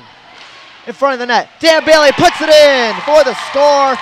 7-1 Vulcans. Nice top shelf goal there for the Vulcans. Very impressive as you saw the water bottle flinch on that one. You see that puck go up and in. Beautiful shot there from the player. I believe Jake Blair was definitely a big helping hand on that one, Zach. As the crowd starts getting into it, 7 points scored now for the Vulcans. Great team effort. Absolutely, Tyler, and California keeps pouring on the goals. That one goes to Dan Bailey, assists to Tim Gleason and Matt Young for the Vulcans, and 7-1 with 9:58 left in the third period as some more bone-crunching hits. Like we said in the open, we were going to see some fast-paced action and some hard hitting as well, and California's really brought that tonight. Now Altoona going back for the puck. That is number 55. That is Lawn with possession. California yet again with possession. Seems like a lot of the time tonight, I'm sure California has a big edge in time of possession and possession in the offensive zone time as well, Tyler. They've done a great job of taking advantage of their opportunities and out-skating the Lions tonight. And we have another amazing save right there from Chirico. He's done that a couple times so far here in the third period, Tyler. His athleticism was very impressive, Zach. If you take a look at the replay, you see him take it in. Ryan Abbott puts a nice shot on goal, a little bit outside of the inside of the mouth of the net. But nonetheless, Chirico comes up with a tremendous save, able to glove it. I mean, that's the third time he's made a save like that, Zach. He's got a lot of good reflexes in him, and he can make a lot of things happen defensively for the Lions. The defense has, up to this point, been playing fairly strong, Zach. It's just California's just able to outskate them and outmaneuver them, and that's why they've been so successful on offense. Absolutely, Tyler. And something to note, Chirico has given up 3 goals in about a period and a little over a half. So really making a case that maybe he should be the starter over John Travis, who gave up 4 goals in the first period. He's done a really good job tonight, although his team's still losing. He's doing the best he can, given the defense of the Lions hasn't really been up to par tonight. Not only that, not a whole lot of offense from the Lions either, Zach. Just subpar effort, but nonetheless, California is a lot more difficult than teams than the Lions have faced in the past 3 games. So a big step up in opponent this week. And between the 2 games tonight in the homecoming hockey series, the women scored 16, men have scored 7. So 23 combined goals between the 2 hockey teams for California really shows that the hockey program at California is very good. And as advertised, they are a force to be reckoned with. I know the women had a 16-2 victory over Slippery Rock, like we said. Last year when we filmed them as well, they had a big win over Michigan State. So the hockey programs at California University of Pennsylvania are really good, and a lot of word gets around about them, but you know, the fans out here really support them. It'd be nice to see a few more people come out and support them as well. Yeah, once you see this team with your eyes, Zach, you'll understand what we're talking about. They're a very impressive team. And they get a lot going for them. You know, you see their gear worn around campus a lot, Zach. And you come out and you watch them play and you understand why their gear is worn so much, because they're a great team to watch, Zach. They're very talented. They don't win national championships for no reason. I mean, they're a very solid, strong team, and a lot of good recruitment coming out of it, and there's nothing more else to say about it. Now a shot from the point is saved by Chirico in his chest with 7 minutes and 11 seconds left in the third period.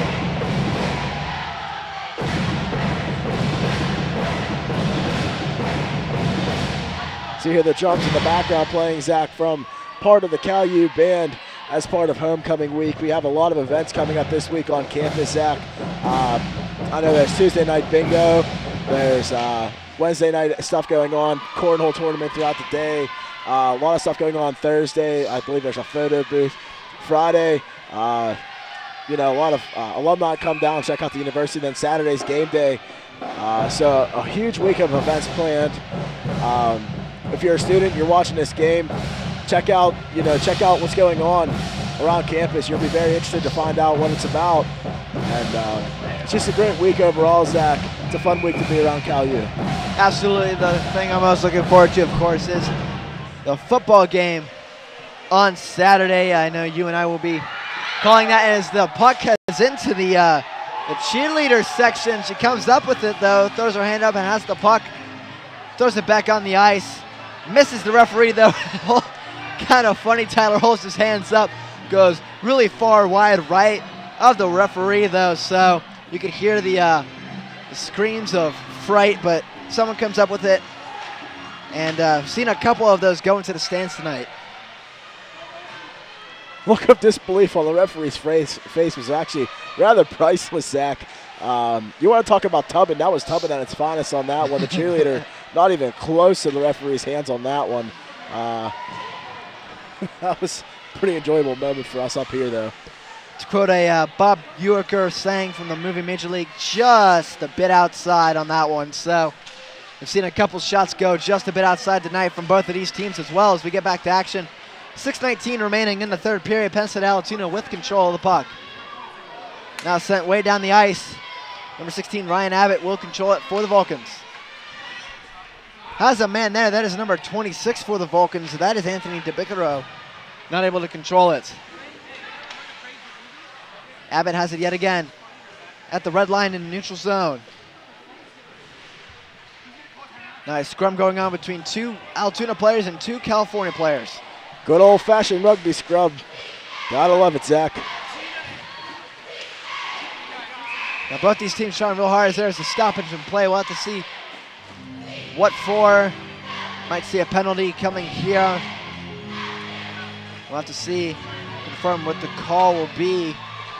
Referee threw his hand up and the player was down for California. We'll have to see exactly what's going on for the stoppage. And it looks like there's going to be a, oh, I don't know what the symbol is. For, I believe it might have been a, oh, what's it called? Not a forecheck. Some kind of bad check. I can't, it's not cross-check? Cross-check, there you go, cross-check. A 2-minute cross-check penalty on number 7 for the Lions. That is David Bramley. Thank you for correcting me, Tyler. I wasn't exactly watching the ref on that one. I was trying to catch who the player was going to the bench for the Lions. I believe it probably was a cross-check, though. That's what it looked like on the ice, so good job by you trying to figure it out. You knew it was some sort of check. We're not perfect up here. But nonetheless, that's what the call is. It's going to be a cross-check against Bramley, so Lions are going to have to make up for it now on a penalty kill. Yeah, doing a good tag team effort on that one. Some of the crew like to call us the bromance because, well, we do a lot of things together, but getting the call right together on that one. So back to action now. Opportunity for California, just goes above the net. And a big hit right there, and there's going to be a delayed penalty on the Vulcans. I believe this one's going to go on number 9, Tonkovich. Looks like there might be an injury as well for number 11 for the Lions, Adam Baderick. There's a big crunching hit on the end boards. That wouldn't surprise me if it's a 5-minute major, Zach. I don't think it's going to be, but what the penalty was really on was, I believe it was Bramley, correct? On the penalty? No, that wasn't Bramley. Nonetheless, whoever the player was for the Vulcans swung at the head of the Lions player, actually punched him in the face mask.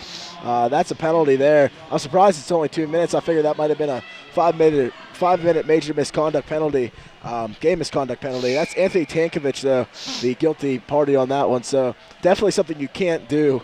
He kind of just dropped his stick and took a swing at his head. Something that you never want to see. Yeah, and the penalty is 2 minutes for roughing. So with 4:55 left in the third period, even strength for about 1 minute and 10 seconds, and then power play opportunity time, about 38 seconds for the Lions will come up. So now even strength, both of these teams, looks like they might be trying to run some time off the clock as well, as we have an icing against Penn State-Altoona now. But with so little time left, it's such a lopsided score time. I'm sure both these teams just want to get out of here. California trying to go away with the victory. Altoona trying to wipe away their first loss of the season. Yeah, you're down by 6 at this point with 4:40 left, Zach. There's not a realistic chance of winning this one. Not saying anything isn't possible, but it's very highly unlikely at this point. Now you're just trying to get maybe a couple more points on the board if you're lucky. Play strong defense. Don't let up another point. And just make adjustments and prepare for your upcoming games for the rest of the season. Now some opportunities in the offensive zone for California. Jeremy Pell, has a puck. Now Tolero for Penn State-Altoona as the referee has run into a little bit of a collision there for him. I'm sure he did not enjoy that. Had to almost be taken down himself as he watches the players take each other down. He almost got one himself. Now there's about 18 seconds left of even strength time. And then, like I said, Penn State-Altoona will go on the penalty or a power play opportunity for about 38 seconds. So this one will now be stopped, though. So we'll have a face-off with 3:50 left in the third period. And you see the goalie there from Penn State, Chirico doing a very good job of trying to control this game a little bit, only letting up 3 goals since entering the game in the beginning of the second period. So doing a half-decent job against this high-powered California Vulcan offense. It's just this team is very tough, and they've outskated Penn State all day, and they continue to do it now. Able to set up plays a lot better than Penn State has been able to, playing solid defense for the most part, letting up very minimal shots on goal for the Lions. So, I mean, California is a very impressive team. It'll be interesting to see how they play out the rest of the season with the tournaments coming up as well. So, you might see them try to make another run for the NCAA Division III championships. We have 3:46 left in the third period.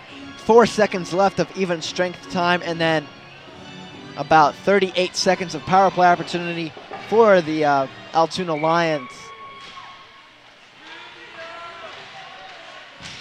So even strength time is over. 38 seconds of power play opportunity. It'll bring us down to around 3 minutes left after the penalty is over. And now we have another stoppage to play with 3:36 left. A 7-1 Vulcan lead. I believe that one went out of the ice 2 onto the stand, so I had to throw that one back in. I saw the ref receive it from another fan, so this time going towards the ref and not away from him like the last one did. Those cheerleaders over there, Zach, are attracting a lot of pucks from this game right now. Not sure exactly what that's all about. Maybe it's just being lucky about where they're sitting, but hopefully none of them get hurt. That's a pretty solid piece of rubber coming at your face. You definitely want to make sure you don't get hit by one of those.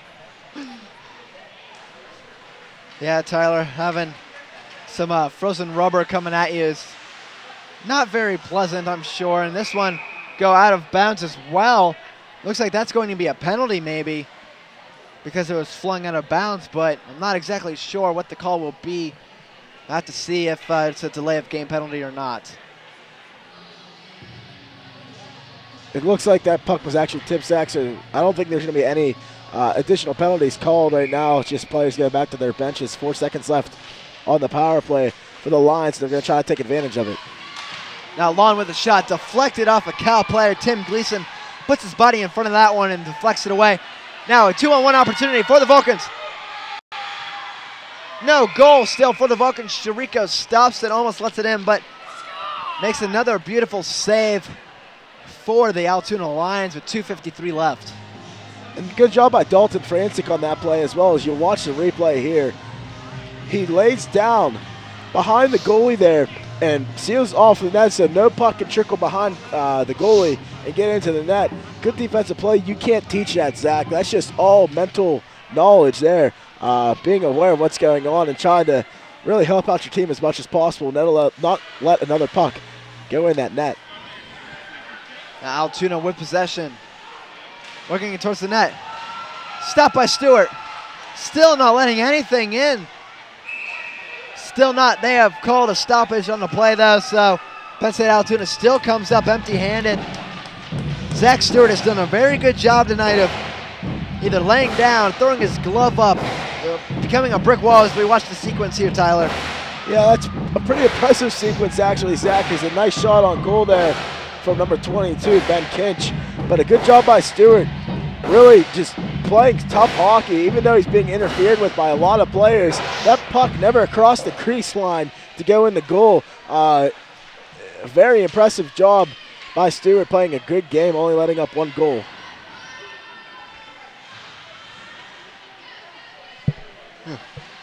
2 minutes and 24 seconds left in the game remaining.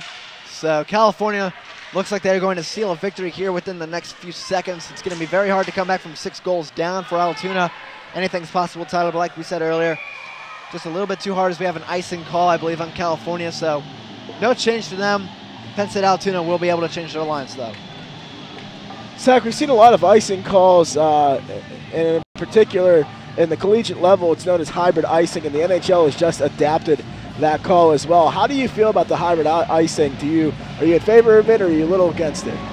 I'm not really sure yet, because I haven't actually been able to watch a NHL Penguins game yet. This is really the first time I've been able to see it live in action. Here on the radio, sometimes we listen to it coming back from Westchester this past weekend, but so far I've heard a lot of players don't like it. The officials really don't like it either, as well as we have a 2-on-1 opportunity for the Vulcans.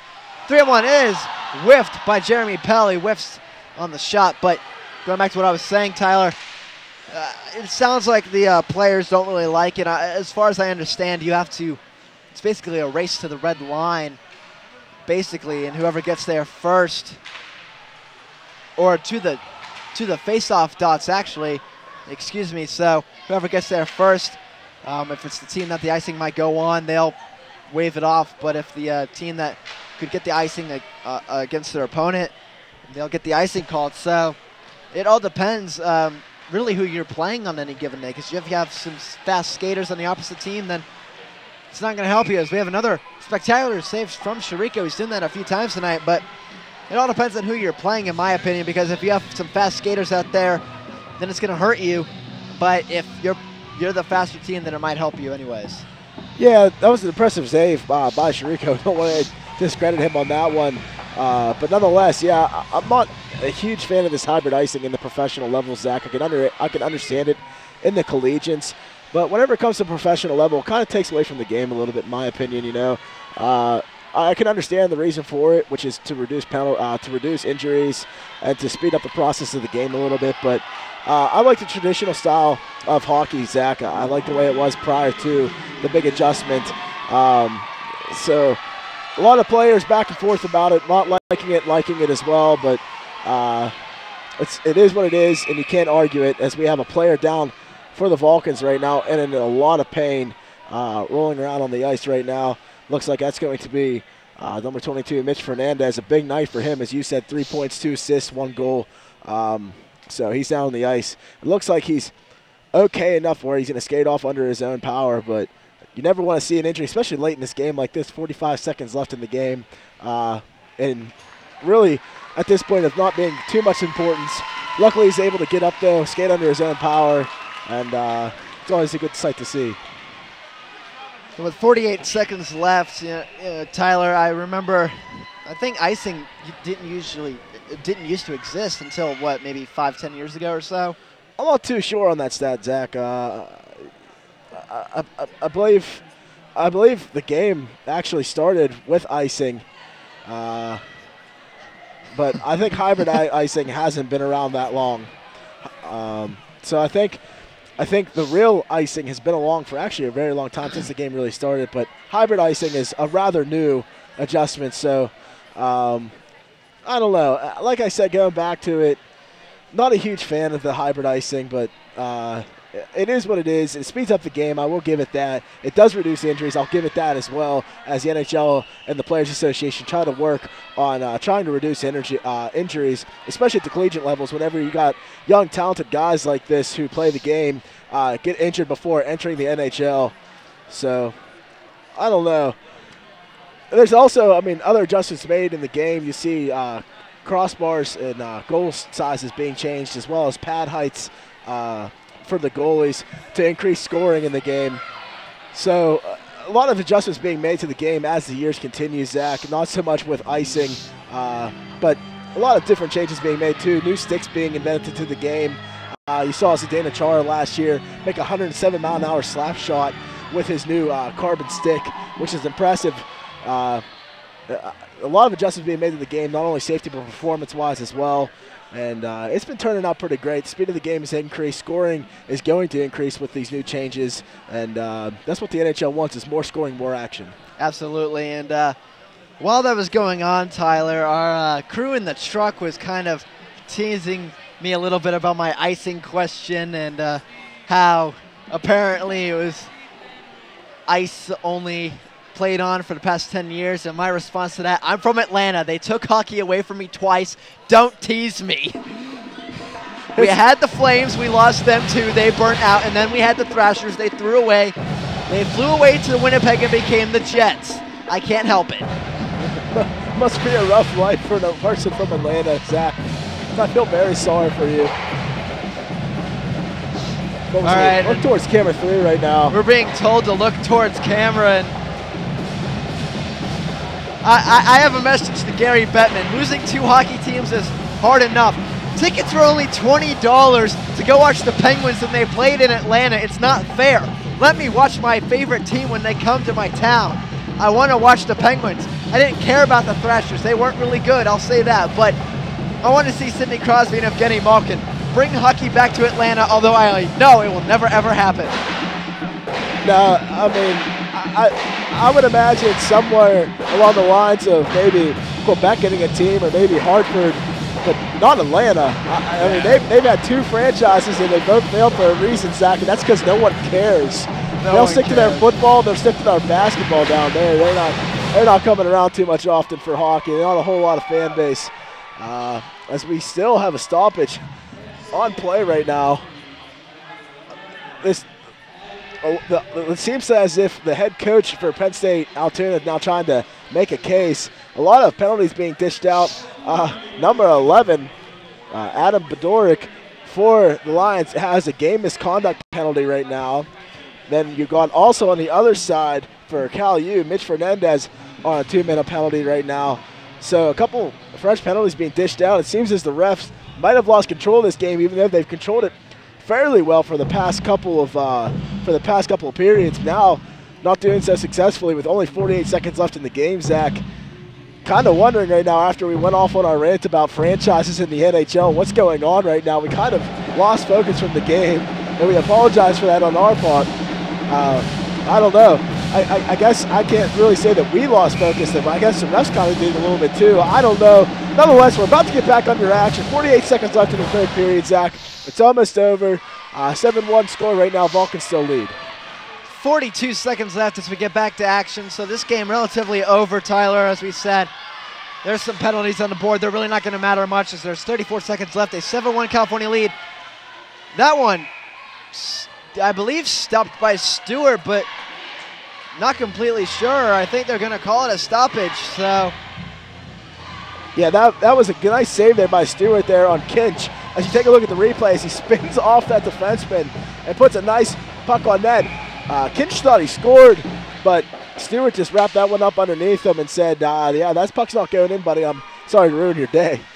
I am a brick wall and you may not pass, as Stewart has performed very admirably for the Vulcans tonight. I have to argue he might be the most valuable player for them tonight, given his goal play. Really helped the Vulcans. Altoona had plenty of opportunities to score a couple more goals, but Zach Stewart stopped them all.